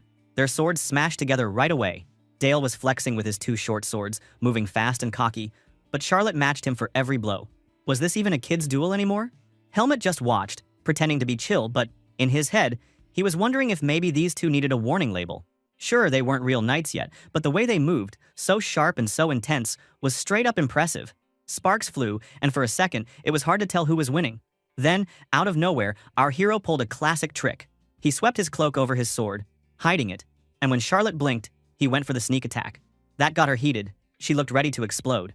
But before she could do something wild, Helmut just popped up between them and caught her wrist, stopping her blade right before it became dangerous. Helmut was calm as ever. He told them they did great. Charlotte just scowled, not buying it. She asked what she was missing. Helmut hit her with the teacher voice, asking if she really knew what a rapier was for. She said it was all about thrusting. Yet Helmut shut that down fast. He explained that the real trick was footwork. He broke down her last mistake. Dale dodged her attack and closed in. But instead of backing off to get space, she just kept pushing forward. Bad move. He also pointed out that the more she bent and stretched her arm, the more her rapier wobbled, so her aim was off. In the end, he told her the brutal truth. She needed to relearn her basics, all of them. Hearing that, she looked like he had just stepped on her dreams. Charlotte was ticked off and tried to argue, saying she never had a real teacher. Helmut just grinned. That's what he was for now, and he'd fix her weird sword style. That made Charlotte even madder, and she yelled while Dale tried to keep the peace. Helmut only laughed harder, teasing that she was too cute when she got mad. Classic uncle move. While those two argued, our MC just stood there thinking how much potential Charlotte actually had. He figured with Helmut training her, she would probably level up even faster, maybe even catch up to him soon. So now, he knew he couldn't slack off either. Later, it was magic time. Our boy was working on building his mana circles, usually a nightmare that took other mages forever, but of course, our protagonist was already smashing records. Sophia just looked at him like he was a legendary unicorn and asked if he really finished his second circle already. Dale confirmed it, trying not to sound too smug. In this world, a mage's mana circle is measured in RPM, rotation per minute of mana flow. For most people, one circle went about 300 revolutions per minute. But Dale's first one? A wild 2,000 revolutions per minute. The second was already at 400. He was basically ready to build a third, and Sophia looked like she might faint. Dale then decided to try his magic and upgrade his ice bullet spell. He made it heavier and harder by focusing the magic tighter, then shaped the mana like a gun barrel to spin it faster and shoot it harder. He aimed at a tree and fired his brand new ice bullet armor-piercing bullet. What happened next? Total mayhem. The tree exploded, ice and bark flying everywhere, and there was a crater big enough to hide a horse in. Sophia stared at the mess, totally speechless. Dale just thought, wow, that new circle really powered things up. Sophia finally snapped out of it, looking all proud, and said he learned way too fast. Dale admitted it was all thanks to her, which made her stop and stare. She started thinking about all the crazy stuff he'd done, saving knights, helping Charlotte, and always using his strength for good. She said, honestly, he scared her sometimes, but she trusted him even more. Then, out of nowhere, she just hauled him into a big, proud hug. Our boy totally panicked. Inside, his grown man brain was like, what the hell is happening? He was blushing like mad, but Sophia just held on, calling him her proud student. Someone get this kid a manual for how to handle hugs, because he was not ready. Our boy was basically single in his previous life. Next morning, he was out in the courtyard, still totally thrown by that hug. He wondered if Sophia just saw him as a kid, but he shook it off. No time for drama, time for training. He summoned a giant spiky ice wall and tried a new spell idea. An ice bullet that would act like a shotgun, blasting out a bunch of shards. He fired. The bullet shattered into icy pellets, and they slammed the wall, then bounced right back at him. Our boy was cool as ice, just raised a magic shield to block them all, then made a note to try turning it into a slug next time, always thinking ahead. Suddenly, someone called his name. It was Charlotte, coming out from the trees. Dale asked if she was training, and she said, yeah. She was practicing the new footwork Helmut taught her. Our boy noticed she actually seemed happy about the sword lessons, which surprised her for a second, but then she agreed. Charlotte got quiet for a bit, looked a little nervous, then blurted out an apology for acting like a brat before. Dale did not go easy. He agreed she'd been rude, which made her freeze like a statue. But then he broke into a huge grin and said he'd forgive her this time. Just don't make it a habit. Charlotte looked almost dizzy with relief and promised she'd relax a little. They stood there in the snow, just enjoying the calm. She said she loved the weather here, because it let her train all day without a sweat, and the cool air helped her focus. Dale listened, thinking that was definitely why he liked this place too, and smiled. For once, they both just stood there, not fighting, not arguing, just quietly happy. From the castle window, Duke Alan and Duchess Elena watched their son and Charlotte together. The Duke pointed out how much Dale had grown, and Elena agreed, saying the two of them looked perfect out there. She said it was a mother's job to help her son figure his feelings out, and the two parents smiled, making plans to keep an eye on their little hero. The next day, we are now in the slums. It turns out our MC's mom, Elena, is basically a saint down here. Every year, she brings food, clothes, and even helps the homeless find jobs. This year, she's got a couple of new assistants, our boy Dale and his knight-in-training sidekick Charlotte. So here they are, handing out bread and blankets, when a wild little boy shows up, running straight for Charlotte. The kid is shaking, crying, and begging for help. He says his mom is dying and only Charlotte can save her. Charlotte, being soft-hearted and maybe a little too trusting, agrees right away. Honestly, our MC should have known this was a trap from the first second, but he follows anyway. This gonna be fun. Dale sticks close as the kid leads them deeper and deeper into this maze of sketchy alleyways. He's got his eyes open, watching for trouble. This is definitely a trap. Why would this kid pick Charlotte, a child, for help when there are tons of adults around? Good question, right? Then he spots a hooded dude hanging out on a rooftop and recognizes him instantly. Thieves Guild. Straight off Brandenburg's payroll. Seriously, how obvious can you get? They finally stop in a dead-end alley. The boy suddenly gets real nervous and says he'll go get his mom. Yeah, right, bro. As soon as the kid dips, a bunch of creeps pop out of the shadows, weapons drawn, faces hidden. Their leader, this green-haired dude, saunters up with a fake smile and starts running his mouth, asking why two rich kids are hanging around this dump. He says they only want Charlotte and tells Dale to get lost. Ha! As if our hero would just walk away. Dale steps up, cool as ice, and stands in front of Charlotte. He gives his classic "I made a promise" speech, calling himself Dale of Saxon and swearing to protect the daughter of House Orhart. The green-haired guy just laughs and tells Dale he's about to have a really bad day for being so cocky. The thugs pull out their daggers, looking ready to start some trouble. Charlotte leans in, whispering that she left her sword behind. Our boy doesn't even flinch. He just sits down like it's lunch break and tells her to chill. In his head, he's actually excited. He wants to try out a new shadow trick he cooked up after leveling up his magic. The thugs jump down from above, and suddenly, boom, a tornado of purple shadow energy whips out from under Dale's cloak. That freaks the thugs out, and the green-haired boss starts yelling at his guys to dodge. For a criminal, he's actually got good instincts. Dale makes a mental note. This guy must be a big deal in the Thieves Guild. Not all the thugs are fast enough, though. One unlucky guy gets caught by the swirling shadows. Dale, all scientific, takes a second to explain this is his new move, planting shadow parasites in the wind so his enemies get wrecked from the inside. Sure enough, a huge fanged shadow jumps out and dives into the thug. The poor dude screams like hell as he's torn apart by the dark magic. Super gross. The rest of the thugs are losing their minds, and it's about to get so much worse. Dale's shadows snap together and turn into this giant, buff undead monster with glowing purple eyes and claws that could slice a horse. It howls, hungry for flesh, and the thugs look like they want to run home to mommy. One guy whispers it's undead, and they all start shaking. But the boss isn't done yet. He shouts at his men to attack. Not that they're excited about it. The boss, getting annoyed, decides to do it himself. He jumps into the fight, pulling off some flashy illusion magic. Now there's a bunch of fake hymns all over the alley. He whips out a handful of shiny green daggers and throws them, thinking Dale's done for. But our MC has other plans. The shadows around him snap into a shield and block every single dagger like it's nothing. The boss curses, his secret move just got clowned on by a little kid. Ouch. The boss tries to bounce back, but Dale's not giving him any space. With a flash of blue light, a magic circle pops up under Dale's foot. He fires off his new spell, double-barrel 12-gauge buckshot. Suddenly, a wall of icy bullets blasts the boss out of the air and straight into the concrete. That had to hurt. Charlotte, meanwhile, is hiding behind a corner, probably wondering if she should be scared of the thugs or of Dale. The alley looks like a monster movie now, bodies everywhere, and Dale's undead shadow beast is chowing down on some poor assassin. But the boss, because of course he's too tough to die from just one hit, drags himself up, coughing blood. He spits out that the fight's not over. Dale isn't impressed. He just unleashes the full rage of his shadow cloak. In a flash, dark tendrils whip out, slicing through every last thug. The undead monster grabs another guy and finishes him off with a roar. These criminals picked the wrong kids to mess with.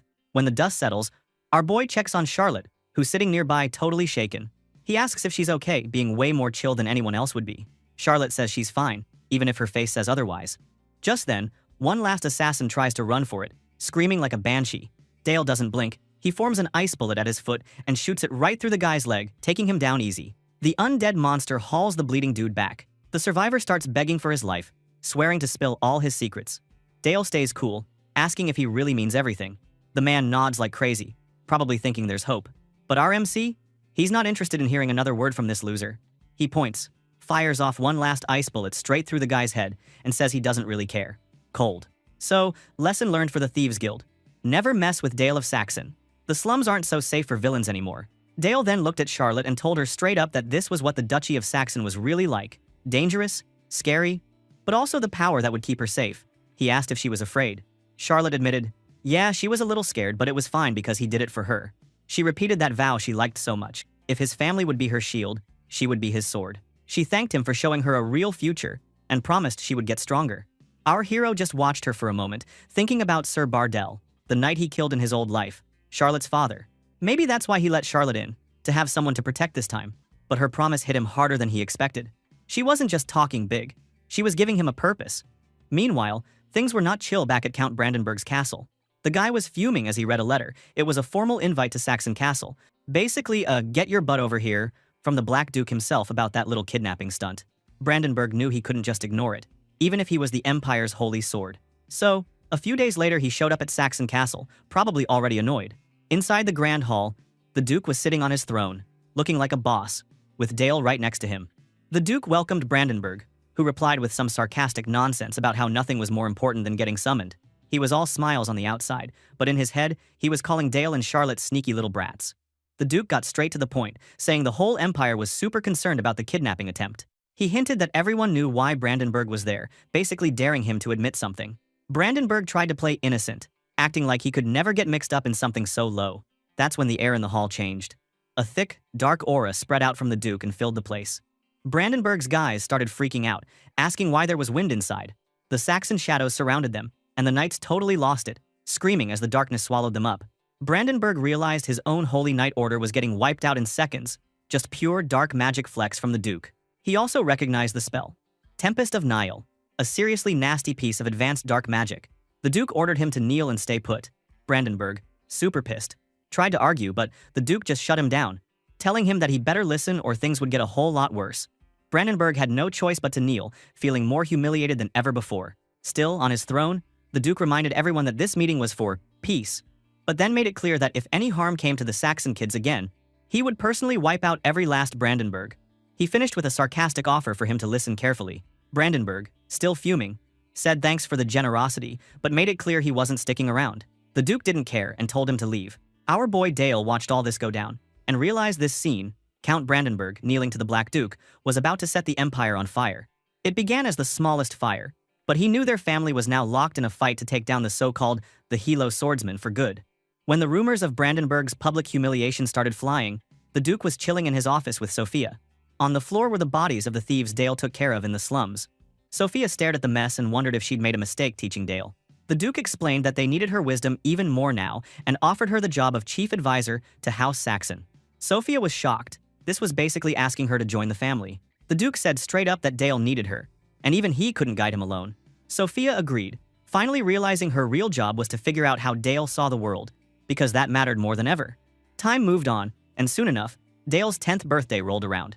The party was packed, but this time a bunch of big shots from the Emperor's crew were there too.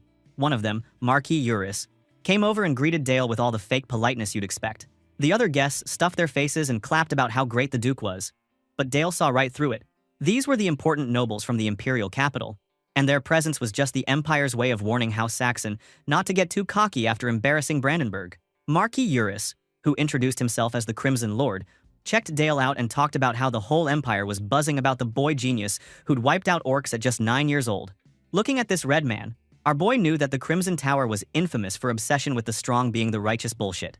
So they never hesitated to do anything shady for power. That man is the one often doing experiments with his previous body.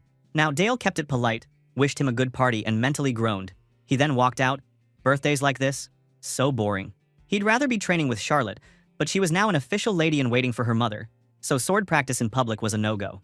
And letting the Empire see the sword god's daughter swinging a blade? Yeah, not smart. Suddenly, there was a scream. A man's angry voice ordering a maid to stay put. Dale followed the noise and found a fat dude named Pro threatening a terrified maid named Eve, who begged him to stop, reminding him she served House Saxon. Pro just laughed, saying a maid had no right to speak the Duke's name, and ranted about how he'd rather have fun with a girl than waste his time at the party. He even waved a knife at her, getting all gross. Dale, not impressed, demanded to know what Pro was doing. Pro, ever the creep, tried to play it cool and even asked Dale if he'd ever had a girl before, saying he could teach him. Meanwhile, he kept holding Eve at knife point. Dale just ignored the guy's garbage, told Eve not to be afraid, and thought to himself that Pro clearly didn't get how dangerous this was.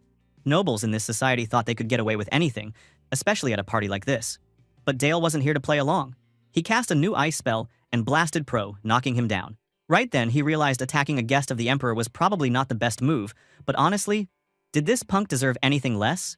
Pro scrambled back up, looking angry. But Dale just glared right through him and ordered him to kneel and apologize to Eve, making it very clear that she was a person of House Saxon. Let's just say, the days of messing with the Saxons were officially over. Anyway, Pro started running his mouth, reminding everyone that he was a guest sent by the Emperor and that disrespecting him just to protect some lowly maid was basically a crime against the Empire. But our MC was not having it. He cut the guy off with a smirk, saying something wild. He wondered if the Emperor liked sending rapists as his hobby, because that's what Pro looked like. Bro, that line made the whole room freeze. Pro was so shocked he could barely talk and started yelling about how Dale must be crazy to say something like that.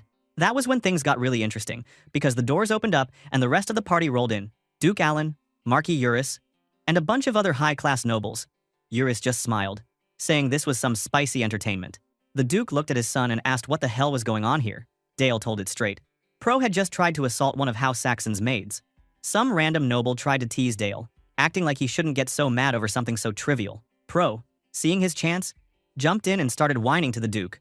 But Dale shut him down hard, telling Pro to stay on his knees. He turned to the crowd and explained that, yeah, capital nobles represent the emperor, but this guy tried to ruin that reputation by attacking a maid, so there was no way he could let it slide. Eurus actually laughed and said Dale's logic was perfect. He told his own attendant, Lara, to do something about this insect. Suddenly, Pro started screaming for help, but it was too late. Eurus dropped a fat fire spell on him right there in front of everyone. Pro howled as he burned, and nobody did a damn thing to help. Eurus, looking totally chill, said Dale was right. Anyone who insulted the Empire deserved to be roasted like a bug. He then just clapped, telling everyone that he now had even higher hopes for young Dale. After that mess, the Emperor's people cleared out and peace came back to the castle. Not gonna lie, that was insane. Dale just set a whole new level for what counted as party drama. Next morning, our hero was trying to get some sleep, but Eve, the maid he saved, came to wake him up. She seemed nervous, so Dale thanked her for waking him up and asked if there was something on her mind. Eve, blushing a little, told him she was proud to serve him. Dale thought it was kind of weird. After all this time in this world, he still wasn't used to people respecting him like that. He could feel the crazy responsibility of the Saxon name pressing down on him, and he reminded himself he'd use that power for one thing: taking down the damn empire. Later, the Duke called for him in his office. He said Dale had been acting strange lately and wanted to know what was up. But our MC flipped the script and asked the Duke if he knew the Empire would have targeted House Saxon next if the otherworldly hero hadn't died the way he did. That question really shocked the Duke, who wanted to know where he got that idea. Dale thought about just telling him the truth, that he'd heard it all in his past life, but nope, the risk is so big. So, instead, he said it was just something he'd figured out. He explained that the Empire got rid of the hero because a hunting dog that gets too strong is always a problem. Even after the hero beat the Demon King, the Empire didn't bother fixing the Demon King's lands. They made the Saxons clean it up, bleeding them dry. So, just like they threw away the hero, Dale figured the Empire would try to wipe out House Saxon too. The Duke was honestly amazed and wanted to know how his son knew the hero was disposed of. Dale just shrugged and said it was a guess, since the official story about the hero's honorable death made no sense and was clearly a lie. He added that if he was right, then the Empire's so-called justice was nothing but pure tyranny. Now, the Duke was staring at his son like he was some kind of ancient sage and asked what House Saxon should do. Dale didn't even blink. He told him flat out, they needed to destroy the Empire. The Duke was stunned and told Dale to watch his mouth, but our boy said he wasn't talking about open rebellion right now. He had a plan. In 10 years, when the time was right, they'd act. For now, there were resistance groups out there and a lot of scared lords. The Empire's economy was a mess. Bandits were everywhere, and war wounds weren't healing. He said if they helped the resistance and built up their own strength, they'd be ready when the real chance came. Dale kept explaining his strategy until the sun went down, then asked his dad what he thought. The Duke just laughed, saying his son was a straight-up monster genius, and from now on he'd treat Dale not as a kid, but as the future head of House Saxon. Boom, there it was. This was the moment our MC had been waiting for. Power, respect, and the right to make real moves. The Duke asked what Dale wanted for their family. Dale grinned and said if he was going to be treated as an equal, he wanted to join the Tower Trial in Necropolis. The Duke almost fell out of his chair, reminding him that the place was super deadly and Dale hadn't even finished the third circle yet. Our protagonist just shrugged, saying he'd reach it soon. The Duke pointed out that most people didn't hit the third circle until their 20s, but Dale stood his ground. He said this trial would prove his strength and make his dad look even better. Plus, it would give House Saxon a legit reputation. The Duke agreed, telling Dale it was his call. A few days later, they rolled up to Necropolis and, not gonna lie, Dale was already tired from all the excitement. The locals started gossiping as soon as they saw him. Some were curious if the rumors about Dale being a genius were real, while others just thought he looked kind of pathetic. Some kid named Felix, apparently the best student around, boasted that he would win, not the so-called duchy brat. Dale and the Duke made it to the Magic Tower, where they were greeted by Iris, one of the Tower Elders, and the Secretary General. The Duke told Dale that Iris would be looking after him during the trial, so she led him into this huge hall with a bunch of other graduates, 59 inches total. Iris welcomed everyone and explained the first test. A straight-up battle royale for life points. Every kid had a pendant with 1 life point and a shield, and if you got hit by a corpse weapon, your pendant broke, and you were out. Steal 3 points and you cleared the first floor. Artifacts? Not allowed. Our MC just grinned inside. Finally. Time to show everyone what a duchy brat could really do. People also began to whisper. They were calling Dale a monster for reaching the third circle so young, and honestly, our guy kinda loved the attention. Felix, that cocky kid, tried to play leader and told everyone they should team up to take Dale down. Some were a bit scared about attacking the young lord, not wanting to end up cursed or whatever, but Felix just brushed it off, saying that here everyone was equal. Dale overheard all this and was basically thinking, wow, these kids are pretty confident, but they had no idea who they were messing with. Iris, the supervisor, announced the start, and all the contestants got busy showing off, raising undead soldiers like it was some edgy puppet show. Felix instantly sent his zombie soldier charging straight at our hero, thinking it would be easy. But nope, Dale's own undead soldier blocked the hit like it was nothing. Felix's jaw dropped when he noticed something weird. Dale's soldier was freezing up, literally, then shattered his undead into pieces. He started freaking out, yelling that Dale was cheating by using water magic. But our boy stayed cool. He asked Iris, real smooth, if there was any rule that said undead could only be pumped up with dark magic. Iris just stood there, saying nothing. So Dale decided that meant he hadn't broken any rules. Now Felix was desperate, ordering his squad to stall Dale's ice-powered zombie while the rest went after Dale himself. Dale, thinking that he couldn't use artifacts, decided to go old school. He dodged around the attacking undead, swiped a sword, and started wrecking everyone. He even punched one of the undead with dark magic, then chopped up another like it was practice. Somebody in the crowd was just staring, totally shocked that their zombie got taken out so easily. Felix was convinced Dale's sword must be enchanted. But Iris explained to everyone that Dale had actually just changed the bone structure to make the sword super tough. Then our hero leapt high into the air and slammed his sword down on another undead, ending its sad little existence. Felix was left with 0 soldiers, and he was so stunned he looked like he'd seen a ghost. He started to question if it was even normal for a mage to be this good with a sword. Dale walked up to Felix, who was now begging for his life, but our MC just laughed, reminding him that the pendant would keep him safe from dying. Then he swung and shattered Felix's pendant, knocking him out of the trial. Felix called him a monster, but at that point, everyone else in the room knew it was true. Iris stepped forward and announced that Lord Dale was the only survivor, holding every single life point, 60 in total. Dale just thought to himself that this was only the beginning. Necropolis would be his first step on the road to revenge. Next, he moved on to the second floor of the trial, where the game got real. This round was all about taking down a flesh golem, which usually needed a whole team, but Dale had already wiped out all the possible allies on the first floor. The rules here let you use any kind of magic, so our boy figured it was the perfect time to push himself and reach the third circle. The golem came at him swinging, but he slipped past its attack and sliced its arm, grinning like this was just another day at the gym. He unleashed a new spell, Accelerated Decay, and suddenly, the golem's body started corroding fast. Iris, the ever-watchful judge, noticed right away that Dale's magic wasn't normal at all. She wondered why he didn't just chop the golem apart, but Dale was thinking bigger. He remembered from his past life that biochemical warfare was the real game changer. Now, he was using black magic to basically do the same thing. And honestly, nobody else in the room even realized how crazy that was. He kept crushing the golem and set a new record by reaching the 10th floor and got 4 days off as a reward. The other 59 kids? They got a rare second chance, probably just so they wouldn't all cry home to their parents. After all, there was never a case where everyone got destroyed by one person. Later that night, Dale was chilling alone by a fountain. That's when Sophia appeared, congratulating him on smashing the competition. Our protagonist thanked her, saying it was all thanks to her training. Then, out of nowhere, our boy asked her to go to the festival with him, as a date. Sophia said yes, but she was thinking it was just a kid being cute. Oh, poor Dale got teacher zoned. At the festival, Dale tried to keep the conversation going, but small talk was not his thing. He admired the moon, but it was that quiet moment with Sophia that hit him. He realized she was the only person who ever lit up his lonely world. He remembered how, when he pushed to the third circle and hit that mental wall, he found himself in a strange, empty place. Just emptiness. Except for Sophia, who was always there with her trust. And now, Dale looked at her and decided to just say it. He told Sophia he loved her. Oh boy, the story is moving too fast. She was stunned and asked what he meant, so he said it again, clear as day. Sophia smiled and hugged him, saying she was also very fond of him. Damn. We all know she just thought that Dale was a kid, saying they love their mom. But a few days later, before the next trial, Dale was pretty sure nothing had changed. He figured Sophia just saw it as a little boy's crush and nothing more. The hell? He would just focus on the next mission then. On the day of the 11th floor trial, Iris explained the rules. This one was a head-to-head magic fight. Dale's opponent was a guy named Elbert Rosenheim, a serious third circle master who told Dale he wouldn't go easy on him just because he was a kid. Dale understood the deal.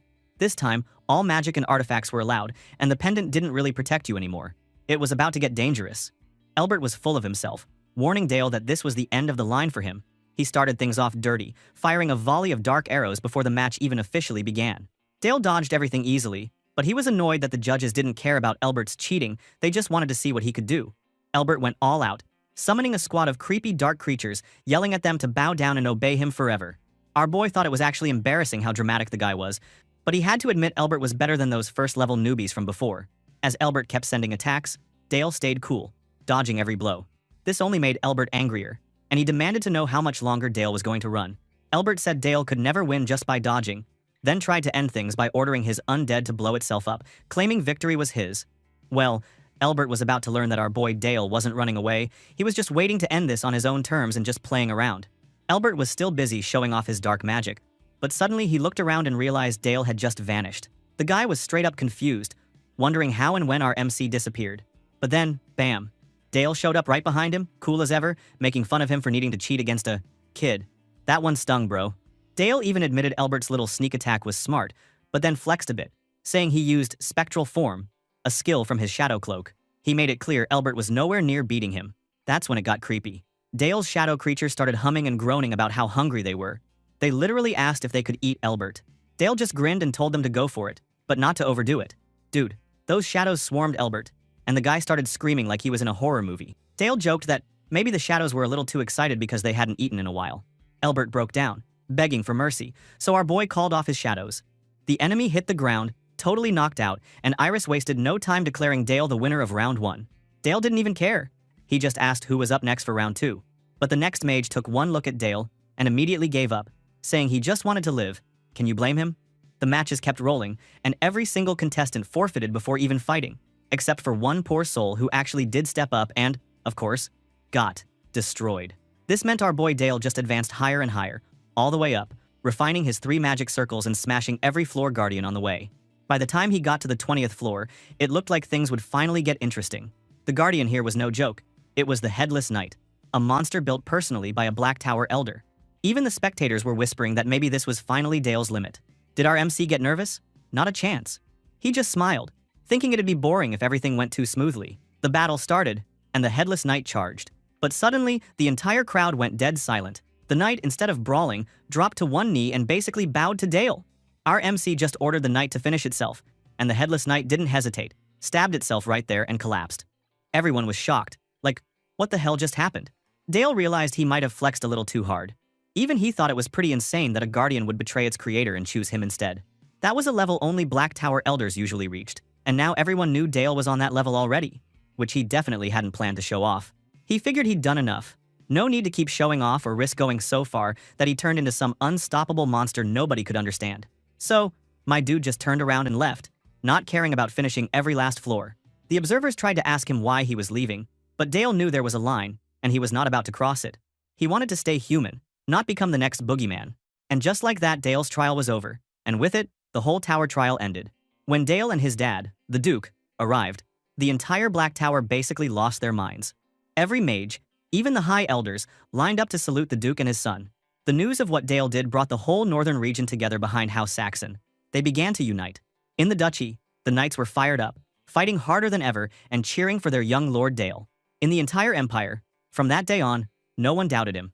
After crushing the tower trial, Dale got a new assignment straight from the Duke: lead a real campaign against a horde of orcs.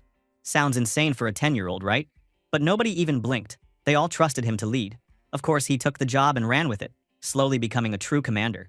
Later, Dale reported back to his father. He said they'd wiped out 145 orcs. The Duke wanted to know if there were any losses.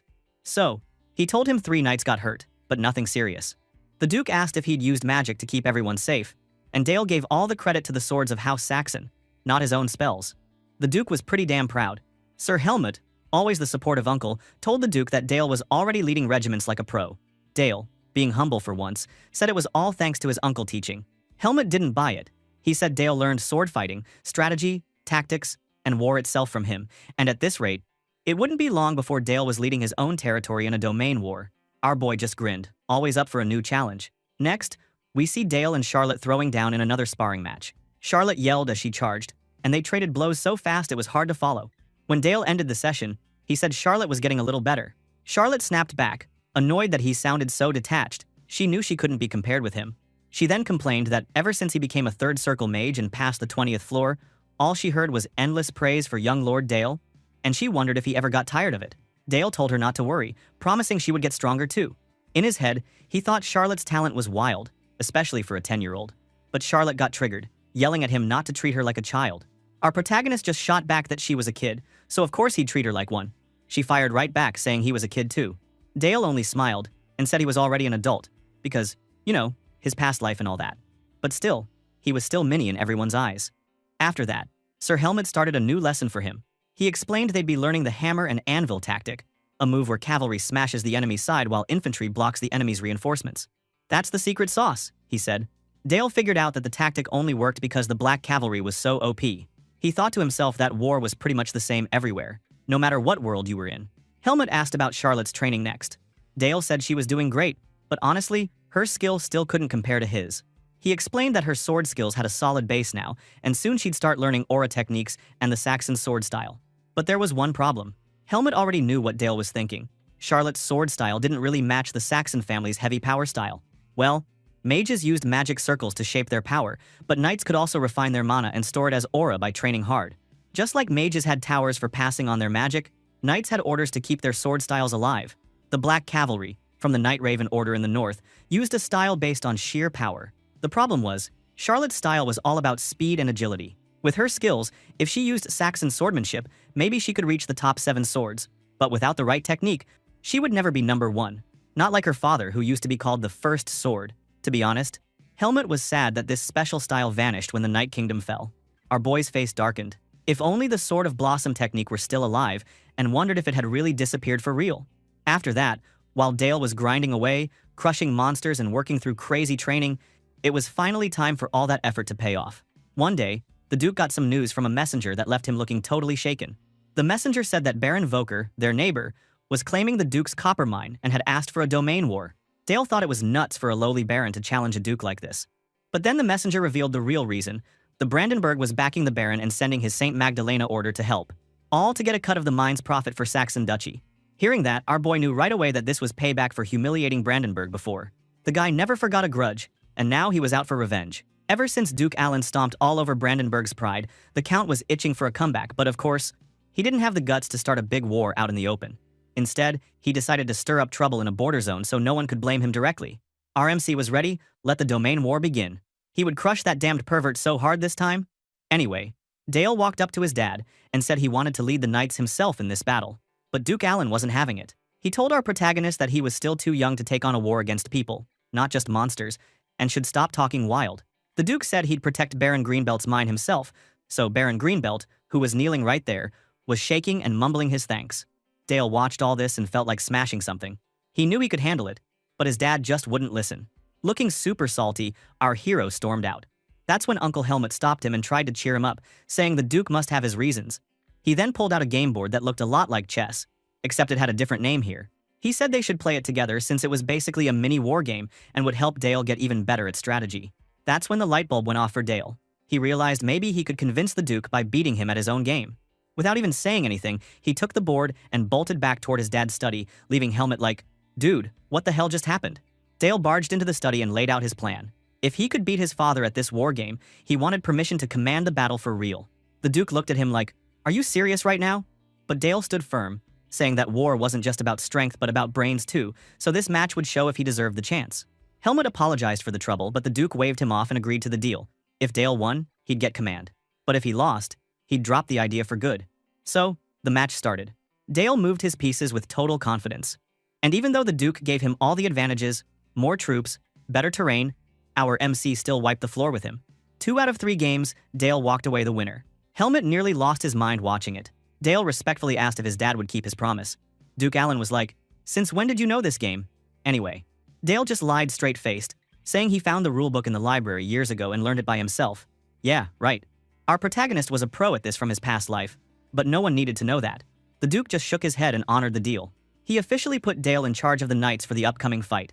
But he made it clear, lose, and their family's honor would be toast, so defeat was not an option.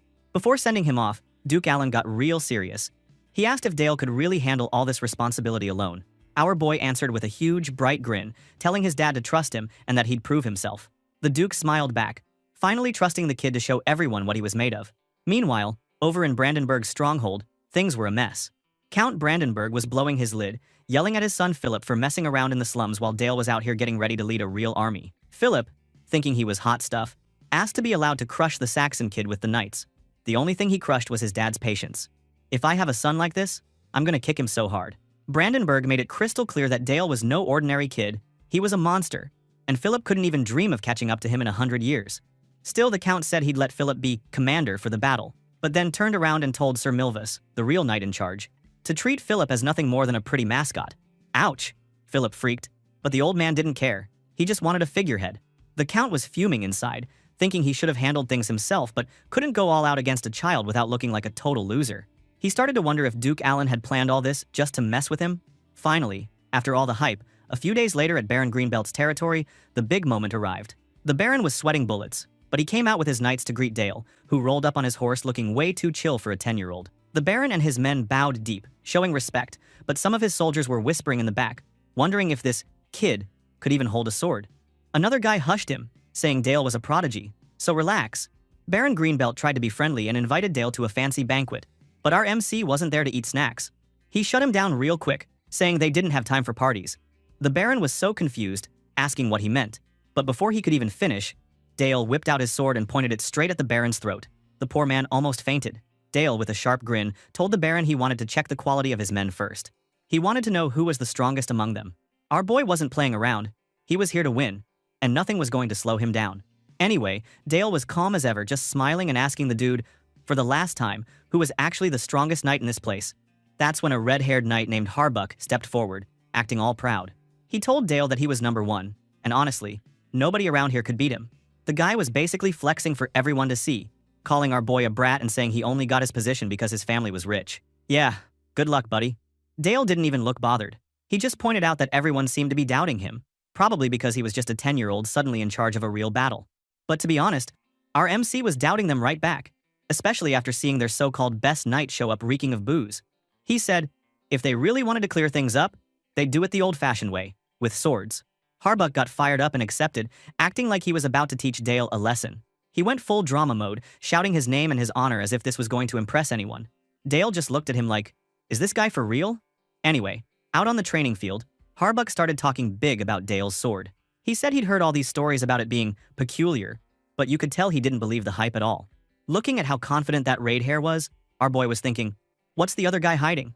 And then, boom, Harbuck charged in, swinging his sword with all his strength. But Dale blocked that attack like it was nothing, even with his sword glowing dark purple and all mysterious. Harbuck's eyes almost popped out of his head. Looking at that knight, his sword didn't even have a proper aura. Well, it makes sense, because only the best knights could use it. But still, he figured if that man was going all out, he should do the same. That's when Dale went full monster mode. He used his shadow and summoned a pillar of shadow, made a magic shield just to flex, and then summoned these creepy shadow tentacles that whipped all around Harbuck. The poor guy was getting smacked from every direction, and he started yelling, asking what the hell was happening. Dale just stood there with his hand out, controlling the show like a boss. Our protagonist was not impressed at all. He thought Harbuck's skills were just average, maybe even below that. After a bit of shadow magic beatdown, Harbuck was tossed to the ground, groaning in defeat. The Baron ran over to check on his knight, practically screaming his name. Dale just stood there, looking bored. He couldn't believe this was supposed to be their elite.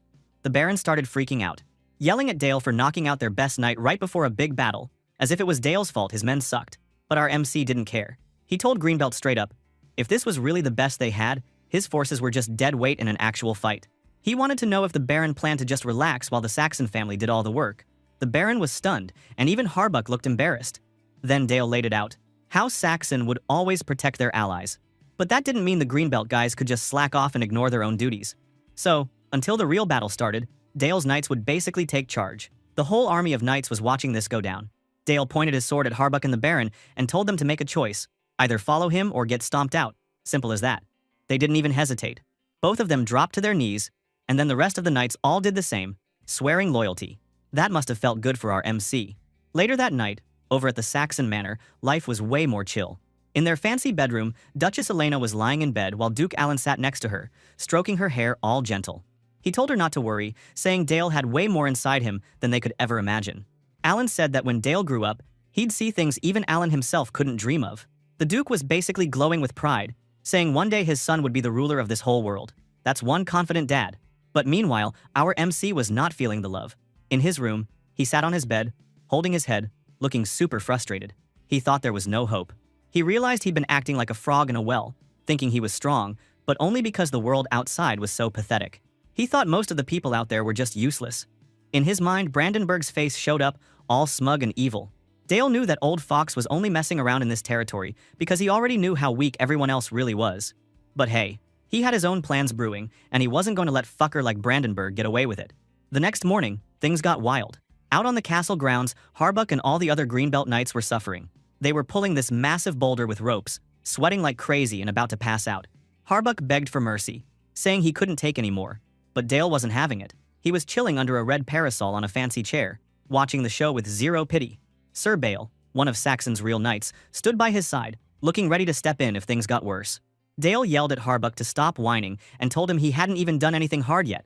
Then he ordered Sir Bale to teach the Greenbelt Knights everything they needed to survive, starting with stamina, because right now, none of them were even qualified to be called Knights of the North.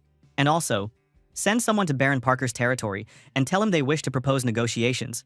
But of course, he is not a pushover. He doesn't intend to accept a stupid peace term. Also, he will go somewhere. There's someone he wants to see before the battle begins. Now, on the negotiation site, there was this big beige tent with 4 armored dudes holding spears standing around it. Inside, our boy Dale was sitting at a long wooden table, and right behind him stood Sir Bale, his loyal knight, just in case things got dicey. Our boy explained that time was short. The Knight Order of St. Magdalena was out there making a long, hard march across the land, and their supplies were so bad, it looked like they'd have to attack sooner, rather than later. And apparently, Baron Parker's knights weren't just a bunch of losers. They had some bite. So everything is so intense right now. Suddenly, 2 people entered the tent. It was Lord Philip, all dressed up in red and black like he thought he was hot stuff. And next to him was Sir Milvus, who was armored up like he was expecting a real fight. Dale knew in his head that it was so obvious Lord Philip was really just a fake leader. The real commander was Sir Milvus. Well, everything is so predictable. Suddenly, Philip tried to act all cocky, laughing and telling Dale that he must be scared if he wanted to negotiate now. He said Dale must have pissed himself because a real war was coming. But our hero just stared, totally calm, and asked why they even agreed to negotiate in the first place. Philip started to answer, but Dale cut him off, telling him he hadn't asked him at all. He said he didn't want the puppet's answer. He wanted the real commander, Milvus, to talk. Bro. Philip's face went from smug to shocked so fast it was almost funny. With a badass tone, our boy said, how the fuck does a holy swordsman entrust someone with not even the slightest shred of talent to be commander? Hearing that, Milvus looked angry, yelling to his lord not let the words shake him, but freaked out that Dale knew who was really in charge. He started thinking, how the hell did he know that Count Brandenburg thought Philip was trash? Only a few people knew that. Our MC just kept laying into them, asking Philip how it felt knowing his famous dad didn't trust him even a little. That one hit hard. Milvus got so mad he slammed his hand down and tried to storm out with his lord. But Dale wasn't done messing with them. He teased Philip again, saying he looked like a slave bowing down to someone beneath him, and said it was like a dog putting a leash on its master. You could see the rage building in that brat's face. Veins popping, eyes wide, the whole deal. Milvus tried to keep control, not letting his lord get provoked. But Philip snapped and shouted at him to shut up. Our boy was loving it. He leaned back, totally relaxed, and told them he couldn't even tell which one was the real puppet at this point. Was it Philip the Holy Swordsman's puppet, or Sir Milvus's puppet? Both guys started yelling, completely losing their cool. That was exactly what Dale wanted. He thought to himself, this whole thing was just to mess up their command. He never planned to actually negotiate anyway. Classic MC move. Then, he told Sir Bale to step outside for a sec, and Bale left like a pro. Now it was just Dale and the 2 angry guys. He suggested they should talk, commander to commander, since they were the real bosses here. Philip was so done he just gave up and agreed, even though Milvus looked at him like he'd lost his mind. But Philip ordered him out, yelling at him to leave. Milvus hesitated, thinking this was a disaster. But in the end, he walked out and left Philip alone with our hero. After all was gone, Dale thanked Philip, totally polite, and said he really did call this meeting to negotiate. Philip squinted, not buying it, and asked if Dale really had something to offer. Our boy told him straight up, if the Knight Order of St. Magdalena went home right now, how Saxon would give them all the supplies they needed for the trip back. Philip completely lost it when he heard that. He said that wasn't a negotiation at all, but Dale just kept his cool. He even apologized if his words were rude, but he warned him to take the deal, or else his army would get destroyed and all his knights would end up prisoners. On top of that, if things went bad, even the Holy Swordsman's reputation would get wrecked, and Philip's own name would be dragged through the dirt. Dale told him this was the last shot to keep a little dignity. Philip was sweating now, letting out this nervous laugh, and said Milvis was right, Dale was just here to make fun of them. But Dale just smiled and said, "What a shame," since that had been Philip's last chance. That brat demanded to know what Dale meant by that, but our MC just chilled, warning him that when the battle was lost, everyone would blame the useless firstborn of a count, not Sir Milvus. That got Philip so red in the face he looked like he might explode. He yelled that our boy shouldn't get cocky, swearing he'd prove himself on the battlefield. Yet Dale just told him to keep that confidence as long as he could, which, honestly, sounded more like a threat.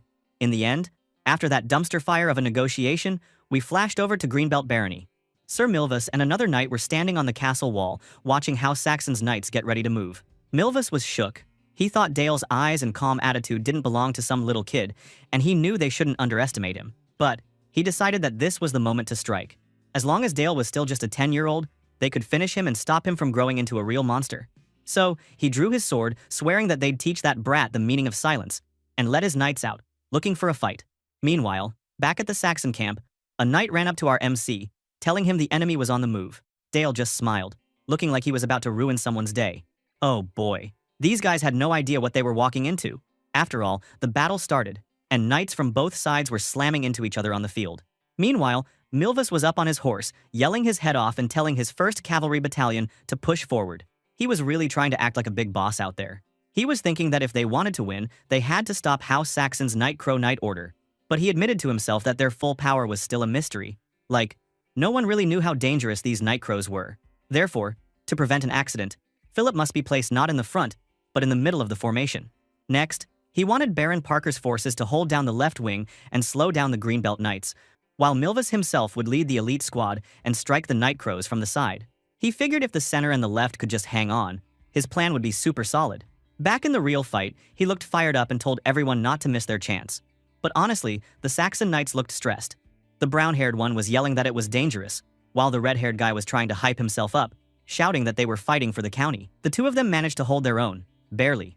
They got through the first wave and actually beat their enemies, both of them shaking and relieved. The red-haired knight was like, "Bro, we actually made it." That's when Dale showed up. Yep, our boy, the prodigy himself. He was on horseback, rolling up like it was his show, face all fierce. The brown-haired knight couldn't believe it. He was telling everyone that young Master Dale himself was at the front line. The knights' morale shot up, just seeing their hero taking charge. Our MC didn't waste time. He shouted at his team to stand their ground and not run, telling them to fight until the very end. Then he raised his sword and yelled for House Saxon, kicking off a massive cavalry charge. The enemy knights looked totally freaked out as Dale's squad barreled toward them. Now, Milvus saw Dale and just smirked, thinking this was exactly what he wanted. Dale could read the guy's mind and realized he was setting up for a full-on head-to-head with the main forces right from the start. It was impressive that Dale seemed cool with making himself bait on purpose. But Milvus was loving it. He grinned and shouted for the Knight Order of St. Magdalena, pushing his own cavalry ahead. The real fight was starting. In an instant, Milvus killed a lot of our boy's army. Somehow, after killing a lot, he wondered how the fuck he could easily kill the enemy elite forces. Something was off. The famous Nightcrow Knight Order was supposed to be terrifying, but here they were, so easy to kill. Fuck. Something felt wrong when one of his aides came, looking totally freaked out. The aide said the left wing, Baron Parker's squad, was getting destroyed and couldn't hold on. Milvus was shocked and asked if the left wing was really collapsing. Meanwhile, at Baron Parker's side, the Baron was freaking out to see that the lowly Greenbelt Knight was using aura in the battle. Like, it doesn't make sense. Philip was there, and all the knights pointed out that the enemy's right wing was already crushing their left side. Any more reinforcements would just make things worse and jam up their own lines. But that side really needs reinforcement because of the aura knight, so they need Philip to give them orders. But the stupid Philip was so obsessed with trying to take Dale out. He remembers how our boy mocked him, and he won't ever give in to anything that Dale wants. So, he ignored all the cries for help, which was a huge mistake. Suddenly, one of Milvus's knights begged him to order a retreat and merge to the rear side, but of course, Philip refused. He looked totally dumb and said the battle was not over, even though things looked rough. He glared at the knight and ordered them to rush at Dale's side and kill him, thinking he'd wipe that cocky look off Dale's face. His eye started glowing red, and he raised his sword for one last, crazy charge. But things just kept going downhill for the Knight Order. Milvus heard that Philip was not listening, and began attacking without direction. What a worthless brat. He knew the right side was already pushed back, so sending more troops only make it clog up movement and reduce efficiency. But that brat charged because blinded by rage? That is a catastrophic judgment. At this rate, the left wing will completely collapse, and they will be surrounded. One of the knights suggested that they retreat, but Milvus said fuck no. The war is not over yet. Looking at Dale at the other side, he got so angry. Dale's eyes were full of confidence and arrogance. He wanted to crush it himself. So, he yelled at them, "There is only one path left," and he started giving them the symbolic action of Saint Magdalena. He said, "May the protection of Goddess Sistina be upon them, and may God grant them grace and mercy." Then, he yelled for everyone to charge and aim at the enemy commander's neck. That's when everyone charged. Really planned to kill Dale this time. Bro, in your dream. Right across the field, our boy Dale was just chilling on his own horse, watching them come, and bro, he even had a little smirk on his face. Like, he was almost bored. While Milvus pushed everyone forward, Dale was thinking to himself that the enemy was finally catching up, but he wasn't worried. He knew that when you're leading on the front lines, your vision always gets super narrow, and you start missing things. He figured even Milvus couldn't escape that problem. Not when the pressure and fear of war were messing with his brain. Next thing you know, our protagonist pulled back his fancy ice bow. Yeah, made of magic ice, looking totally sick, and started forming a glowing blue arrow right in his hand. Sir Milvus saw this and totally freaked out. He shouted about magic, like he'd never seen anyone cast a spell before. Our MC fired off his ice bullet, and this icy shot blasted straight into one of the enemy knights, knocking the dude right off his horse. The poor guy just crumpled on the ground. Milvus looked around, totally shocked. He couldn't believe his squad just got sniped like that while charging. But our boy Dale just kept thinking that pulling off a shot like that, while riding a horse at full speed, was not something most people could do. You had to be a beast at both magic and archery. Just another day for our prodigy. Then, he decided it was time for something even crazier. He raised his hand, his eyes glowing, and called up a straight-up wall of ice that shot out of the ground and blocked the charging knights. Milvus and his men slammed to a stop, right in their tracks. He shouted that the ice wall was in their way, but Dale was already moving. He pointed his sword and yelled for his own Greenbelt Knights to counterattack. The Greenbelt Knights charged hard. One of them shouted that they couldn't let the enemy's swords get anywhere near the young master. Another knight called on everyone to give their lives to protect Dale. Damn.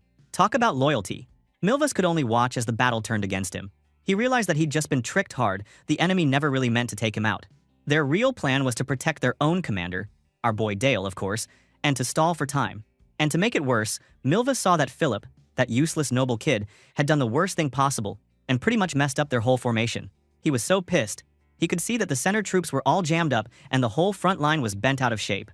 He was so mad he started yelling and pushed deeper into the fight, red aura blazing around him. He figured that if things were this bad, there was only one move left. He had to go all in personally. So, he charged at Dale, and their weapons clashed with a massive explosion of ice and energy. Milvus shouted that this was the end of the line for Lord Dale, and that he'd fight him face to face. But our hero just grinned. Bro, these two were straight up going Super Saiyan on each other. The battle raged on, but then, later, you could see the results. Dale was standing calm as ever, while Milvus was kneeling on the ground, totally defeated and surrounded by Greenbelt Knights with spears. The sun was setting behind them, making it all look like a scene from a war epic. Our MC thought that Milvus always overestimated the power of Aura Knights, and that was never a good idea. He remembered how the Knight Order of Saint Magdalena, with all their fancy battle ideas, always ended up tripping on their own rules. He even had a quick flashback of his old life, when he was a prisoner, and the holy swordsman from this same Knight Order watched over him. So, Dale knew these guys and their moves better than anyone. A Greenbelt Knight shouted to him that they had broken through the enemy lines and even captured the commander of the left wing, Baron Parker.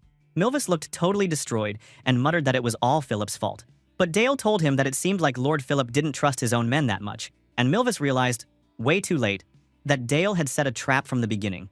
Our boy told him that the battlefield was always chaotic, and nobody could really predict what would happen. Then, a few of Milvus's knights were kneeling on the ground, looking like they'd just lost everything. Dale thought to himself that people who get destroyed in chaos usually have only themselves to blame for being so foolish. With a cold smile, he told the defeated knights that he could show mercy if they begged for their lives, and maybe paid a little gold. One knight glared up at him and said he'd rather die than beg. Our boy just shrugged and snapped his fingers, basically saying, if that's how you want it, then you can die. In a flash, he killed that knight with his ice magic. Bro, he wasn't playing around. He looked down at Milvus and asked what he wanted to do next. Milvus didn't answer at first, but then he shouted inside his head that he wasn't afraid to die. But in the end, he needed to pass on a warning to his fellow knights that Dale was seriously dangerous. He could really kill them, no joke. So, he dropped to his knees in front of Dale and told everyone else to kneel too. Milvus, still kneeling, declared that, by imperial tradition, they would surrender and ask to be treated as prisoners of war. But Dale just looked at him, cold and calm, and said that if they were going to beg for their lives, then nothing else mattered. But then, with a scary smile, he announced that no one here would survive. He ordered his knights to kill everyone. Hearing that, the enemy knights were so shocked. What the hell is happening? Normally, if you surrendered in a big war like this, you'd pay a ransom and get released. But when Dale gave an order, bro, Nobody dared to question it. The Saxon knights carried out his command and started executing the prisoners while Dale watched, totally calm. Milvis was furious, calling Dale a filthy brat and saying he wouldn't fall so easily. He tried to lunge at Dale, but two knights pinned him down with their spears. He got stabbed so easily. Our boy walked right up close to him, almost whispering. He asked if Milvis remembered his death, which totally confused the guy. He leaned in and said he remembered Milvis's face that night. The night his old self, the hero Hansung, died. He reminded him that he was there when his lord stabbed him from the back. Hearing all of that, Milvis looked shocked, so Dale asked again if he remembered his death. Milvis was shaking and said it was impossible, but Dale's aura was all dark and creepy. He called out his shadow, making Milvis look like he'd just seen a ghost. Milvis was freaking out, asking if Hansung really crawled his way back to life. Our boy just stood there, smiling like a true monster. With a single command, the shadow attacked Milvis and killed him in one move. Damn, that was so satisfying. Meanwhile, at Philip's battle, the whole place was chaos. Horses freaking out, soldiers running, bodies everywhere. He was freaking out inside and realized it was already over for him. His right-wing cavalry had been totally crushed, and every single Aura Knight, including that big shot Sir Milvis, was dead. The left side of their army was already broken, and now the black cavalry was closing in fast. You could see the panic written all over Philip's face. He kept thinking about Dale's mocking smile, like it was haunting him, popping up in his mind and just making things worse. Two of his knights ran up to him and told him he had to make a decision, like right now, or they were all doomed. But Philip couldn't handle it. He started yelling that he couldn't lose like this, acting all tough, but you could tell he was just scared out of his mind. His knights looked at him, totally confused, asking what the hell he even meant. Philip just lost it and started screaming at everyone to fight to the bitter end, ordering his men to never retreat and never kneel. One of his poor knights tried to talk sense into him, saying they were all about to get wiped out, but Philip lost his cool even more and shouted that nobody could disobey him since he was the supreme commander. Then he yelled for everyone to charge. One last charge, like some kind of desperate movie hero. But honestly, the guy was just panicking. One Saxon knight suddenly charged at him and was ready to slice him, and Philip absolutely freaked out, screaming at his men to block the guy and protect him, complaining that if he knew he was going to die like this, he would have at least drunk more and had some fun with women. Poor dude just wanted to die in a warm bed, not in this disaster. After the smoke cleared, our MC Dale was standing calm as ever with his knights, looking like the king of the world. The enemy was just dead everywhere, totally defeated. One of the knights told Dale that everything had gone exactly as planned. No surprise there, since our boy is a genius. The knight started hyping him up, saying he was everything they expected. Meanwhile, Philip was getting dragged forward by two knights. He was thrashing around, super mad about being humiliated. Dale just looked down at him, basically saying it looked like Philip really hated the idea of surrendering. The brat tried to act tough, growling that he might have lost this one, but his side was not truly defeated. Dale just raised an eyebrow and said that was a pretty good speech for someone who had just been caught running for his life. Philip tried to say something about having a duty to survive as the commander, but Dale was not having any of it. He just said, "Oh, is that so?" Then he basically told him that since the battle was over, there was no reason for him to stick around. When our boy pointed his sword at him, the poor guy lost it and suddenly became all proud and confident, acting like he was the hero of the story and happy to accept Dale's challenge for a duel to decide the battle. Sir Bale thought this was total nonsense, but our boy just told him it was fine and accepted the fight. Like a stupid side character, Philip suddenly charged at Dale, thinking he'd found an opening, grinning like he had already won. But our MC just stood there, blue eyes cold, while dark magic started to crackle around his hand. In a flash, that brat was the one on the ground, clutching his hand in pain and begging for his life, totally broken. Dale stared down at him, saying the guy couldn't even die with a bit of dignity. That duel ended with Philip screaming like a little kid, and honestly, that was kind of sad. The war was done, and it ended with a whimper, not a bang. After the battlefield, it was victory time. A dude in a military uniform blew a trumpet as Dale rode into town, leading his knights. People were throwing confetti and cheering like he was a superstar. Some townspeople shouted to make way for the young lord and celebrated Dale's big win. One guy whispered about how our protagonist used some ultimate encirclement move against the enemy, and another bragged that there were just piles of enemy corpses.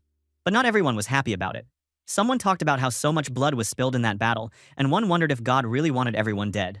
Old Cardinal Nikolai, looking wise and kind, said that for now, Dale was fighting the enemy, but one day, he wouldn't even hesitate to turn his sword on his own allies. Where the fuck does this bitch come from? Annoying as fuck. Back at Saxon Castle, Dale walked in with Sir Helmet. As soon as he got inside, his little sister Lise ran up, grinning and hugging him, asking if he missed her. Bro, the sister is already this big somehow. She was so cute. Anyway, Dale smiled, patting her on the head. Sir Helmet congratulated him on his victory, and Dale thanked him, acting all cool. Sophia and Charlotte were waiting further down the hall, watching him come in. Dale then went to see his parents. The Duchess told him to go get some rest, and Dale thanked her politely. He was looking at his family, thinking to himself that it had been a long time since this place started to feel like a real home. Meanwhile, over at Brandenburg Castle, things were ugly. Two injured knights came limping in, one with a sling and the other on crutches. They were shaking with fear. One of them said that Sir Milvus and all the Aura Knights had been killed, and that Philip and a few knight were captured by House Saxon for ransom.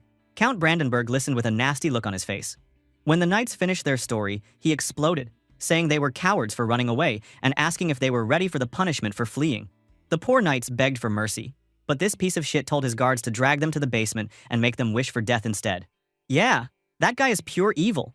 From that day on, people started calling that battle the Battle of Black and White, and the stories just kept getting crazier. Dale got a new nickname, Black Young Lord, the guy who never showed any mercy, even when his enemies begged for their lives. Time jump. Now, Dale turned 11. His dad, Duke Allen, called him into his office, looking serious. The Duke said he had a gift for Dale's birthday. He would make him a Viscount at the upcoming ceremony. Dale was shocked, because that was a big deal. A Viscount could act as the Duke's official substitute. That meant his father was finally treating him like an equal head and keeping his promise. So, he bowed and thanked his father. Then, with a determined look, he said that since he was going to be the Duke's proxy, there was something he wanted to do. The Duke looked at him, curious, and asked what it was. Our boy instantly explained that people called him cruel to not allow a single prisoner to live. So, many holy knights started to look at him like a troublemaker. He knew the church would not be pleased with that. So, he said he wanted to go on a pilgrimage to the papal state of Sistina. And get this, he said he was going to take responsibility for all the nasty rumors and scary stories people were spreading about him. Seriously, only our protagonist would try to fix his rep by just walking straight into the lion's den. The Duke just stared at him for a good long moment, looking all thoughtful with his hand on his chin. Then he said he didn't get it. He basically told him that fear was a crazy valuable thing. You could make people do whatever you wanted if they were afraid of you. Why would his son want to drop that and go make friends with the church? But our MC smirked and said the church was actually worth putting up with. That got the Duke even more suspicious, so he asked if he had something else cooking in that scary brain of his. Dale just grinned wider and said, "Oh yeah, he totally does." He was going to make them an offer they couldn't refuse. And while he was at it, he planned to snatch up some forbidden grimoires. Bro, this kid was not messing around. Well, a few days earlier, our boy was having a rough night. He was tossing and turning in his fancy bed, sweating and looking super freaked out. A creepy skeleton kept asking if he remembered his own death. And yeah, he totally remembered. The skeleton then stabbed him and said to always remember their death. Bro, poor guy. He can't even sleep properly. In the end, he shot up in bed, gasping like he'd just run a marathon. He was thinking about how that nightmare was actually the worst part of his training, when he forced his mind open to become a third circle mage. It was called the Abysses of the Mind. Mastering your inner world was where being a mage started and ended. But for Dale, that inner world was full of nightmares and made him feel lonely, which he thought was just pathetic and messed up. He decided he still wasn't strong enough. If he wanted to control all that darkness in his mind, he needed more power. And for a mage, power meant getting a crazy powerful grimoire, just like a knight needs his sword. So, our boy is now getting out and riding in a carriage through a deep forest with Sir Bale. The area was on the edge of Saxon land, getting close to the Empire's central region. Out here, the Saxon name didn't scare people as much. Suddenly, 3 bandits with horses showed up blocking the road. Their leader, a guy with a red headband, shouted for his crew to shoot. Arrows started flying toward the carriage. What a warm welcome, right?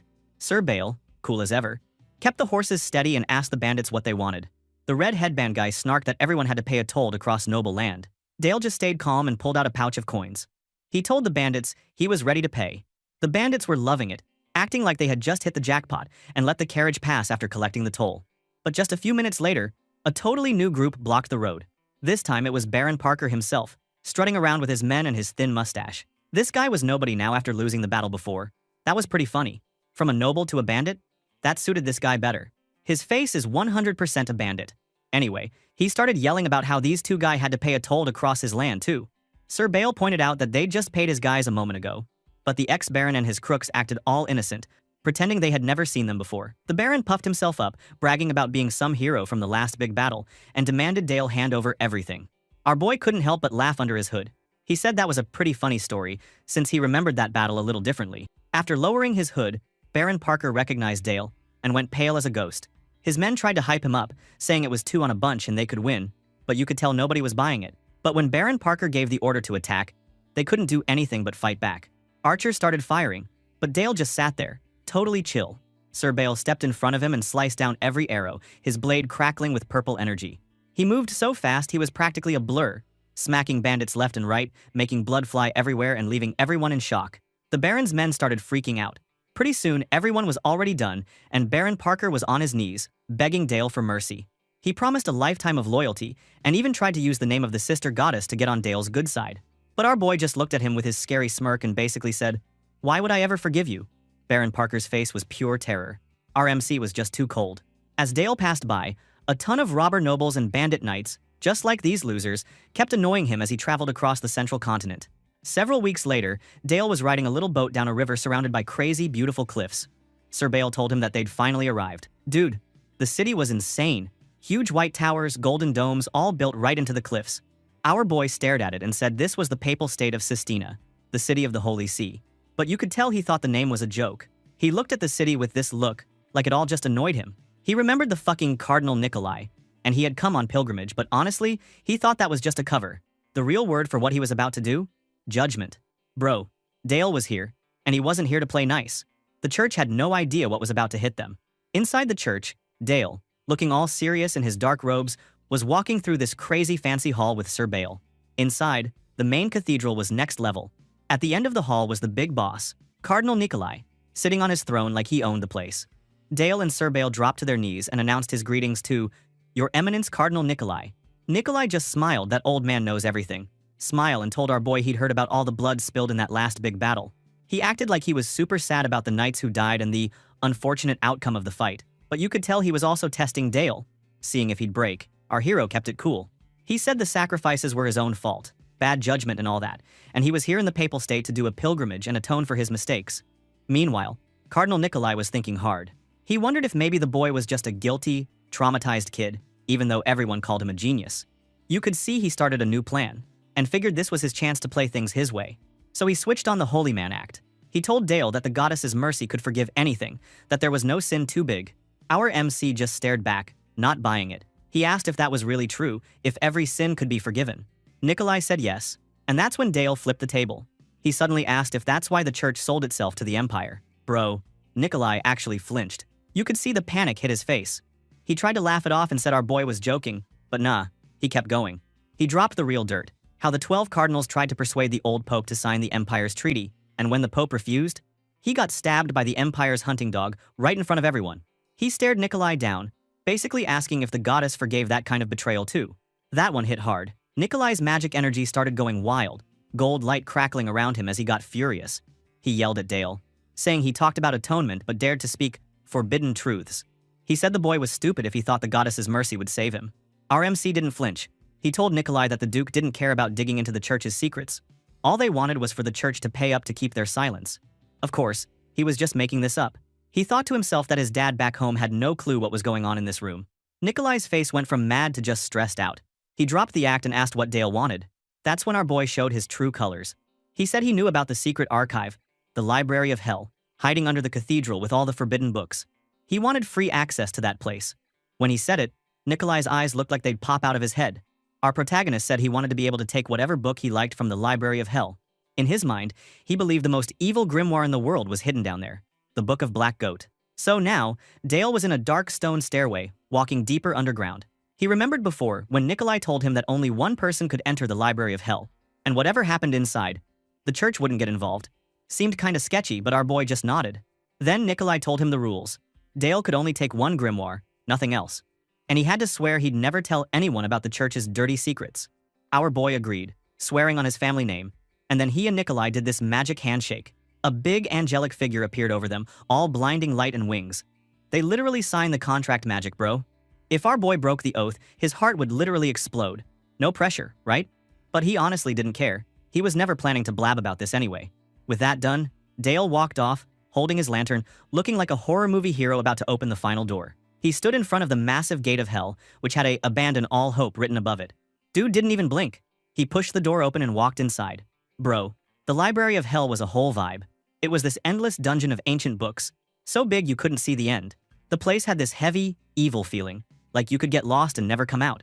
All the books in here were uncontrollable treasures that bring disaster. But for mages, getting a grimoire like that was just part of the deal. Even if it was dangerous, a mage had to have their grimoire. He was walking along when he heard something weird. Out of nowhere, 3 armored figures with glowing red eyes showed up. Yeah, undead guardians, bro. More and more started coming out of the shadows until Dale was totally surrounded. Our MC just thought to himself, the church sure loved to talk about the light, but they were using corpses for guards just like the Noir Magic Tower. Hypocrites, man. But since nobody was watching down here, he decided he didn't need to hide anything. Dark purple energy started swirling around him, and he went full beast mode. He blasted all the guardians away with a move called Shadow Bullet. They went flying, and Dale was left standing in the middle of the mess, looking super pleased. He actually enjoyed not having to hide his strength for once. He looked down at the pile of defeated guardians and decided it was time to do what he came for. He then pulled out a little knife and cut his hand, letting blood drip down onto the stone. He shouted out that he was Dale of Saxon, rightful heir to the Immortal Duke's bloodline, pure main character move, then started calling out to the Black Goat of the Forest, asking for a contract. Suddenly, a wild voice answered.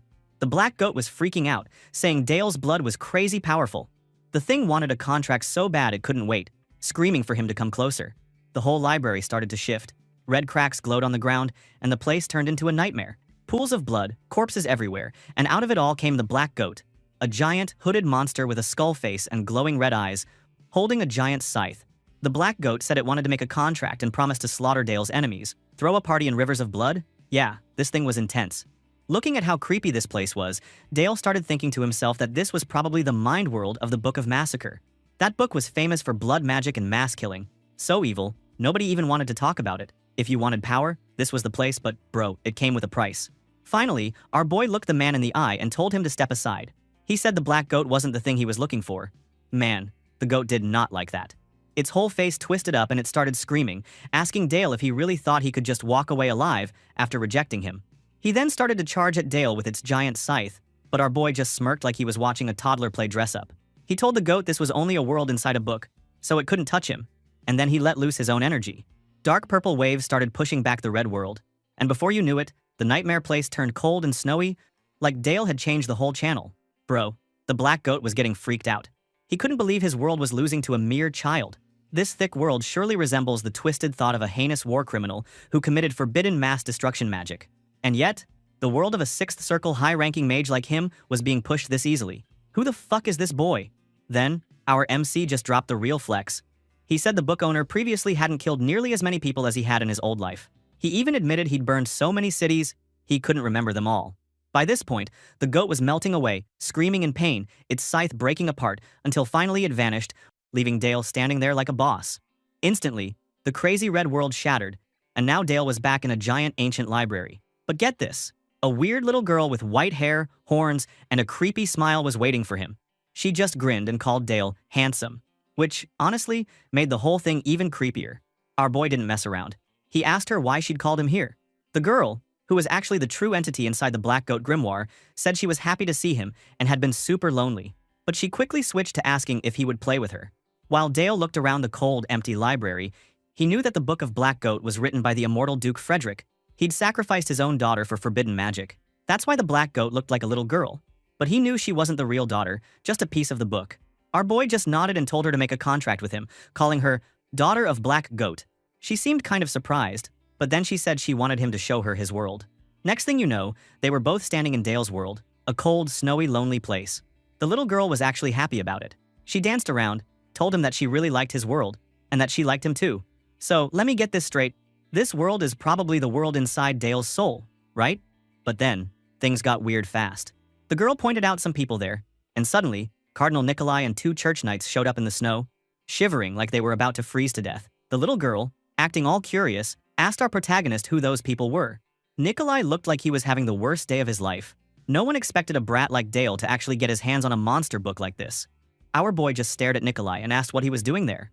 Nikolai stuttered that he was just, checking on things, but the truth was written all over his frozen face. Dale recited that the rules were that no one could come to the library besides him, alone. But because they were inside the library too when he made contact with the book, they are sucked into his world. He then grinned and said the priest must have been pretty anxious, like a magic contract wasn't enough for him. Our hero swung his arm out, letting his snowy world swirl around. He told them that maybe he came here to get rid of him. But this was a world of darkness, and Nikolai was a mage of light. Basically, wrong place, wrong time, bro. Nikolai panicked and tried to say it was a misunderstanding, but the little girl wasn't fooled. She straight up asked Dale if she could eat them. Yeah, you heard that right. She wanted to eat the cardinal and knights. Our MC just smiled and said he wasn't going to help if she got a tummy ache. The girl was all in, saying she was super excited for a feast. Nikolai, desperate, started clutching his cross and threw out prayers, begging for mercy and calling for holy help. Then, some next-level angelic figures appeared, totally ready to fight. The knight also transformed into their battle stance, and Nikolai told his angels and the knight to destroy the servant of Satan. Our MC didn't back down a bit. He just said, as expected, this wasn't going to be easy. The knight rushed in, swinging their swords at Dale, who dodged and shot back with his shadow bullets. Dark energy that looked truly evil. But the knights were fast, dodging his attacks, and Nikolai started bragging that Dale was only a third circle mage and couldn't use the full power of the book anyway. Next, the angel flooded the place with blinding holy light. Both Dale and the black goat girl looked like they were in serious pain. The girl started screaming, telling everyone to shut up. Her shadow tentacles suddenly whipped out, smashing into the knights, but the fight was wild. The knights were slicing off tentacles and diving in for judgment. But when one of them tried to finish off the black goat girl, she just smiled that creepy, unreadable smile. Then, boom. The knights got hit with a blast of dark power and started screaming. Another knight fell too. The girl stood there, surrounded by darkness, looking like she was just getting started. Nikolai, seeing his knights getting wrecked, asked them if they were okay. But crap, those knights suddenly yelling, praise him, while their bodies got tainted with black magic and started to look like a zombie. Seeing how crazy all of this was, he could only tremble. What the fuck is happening right now?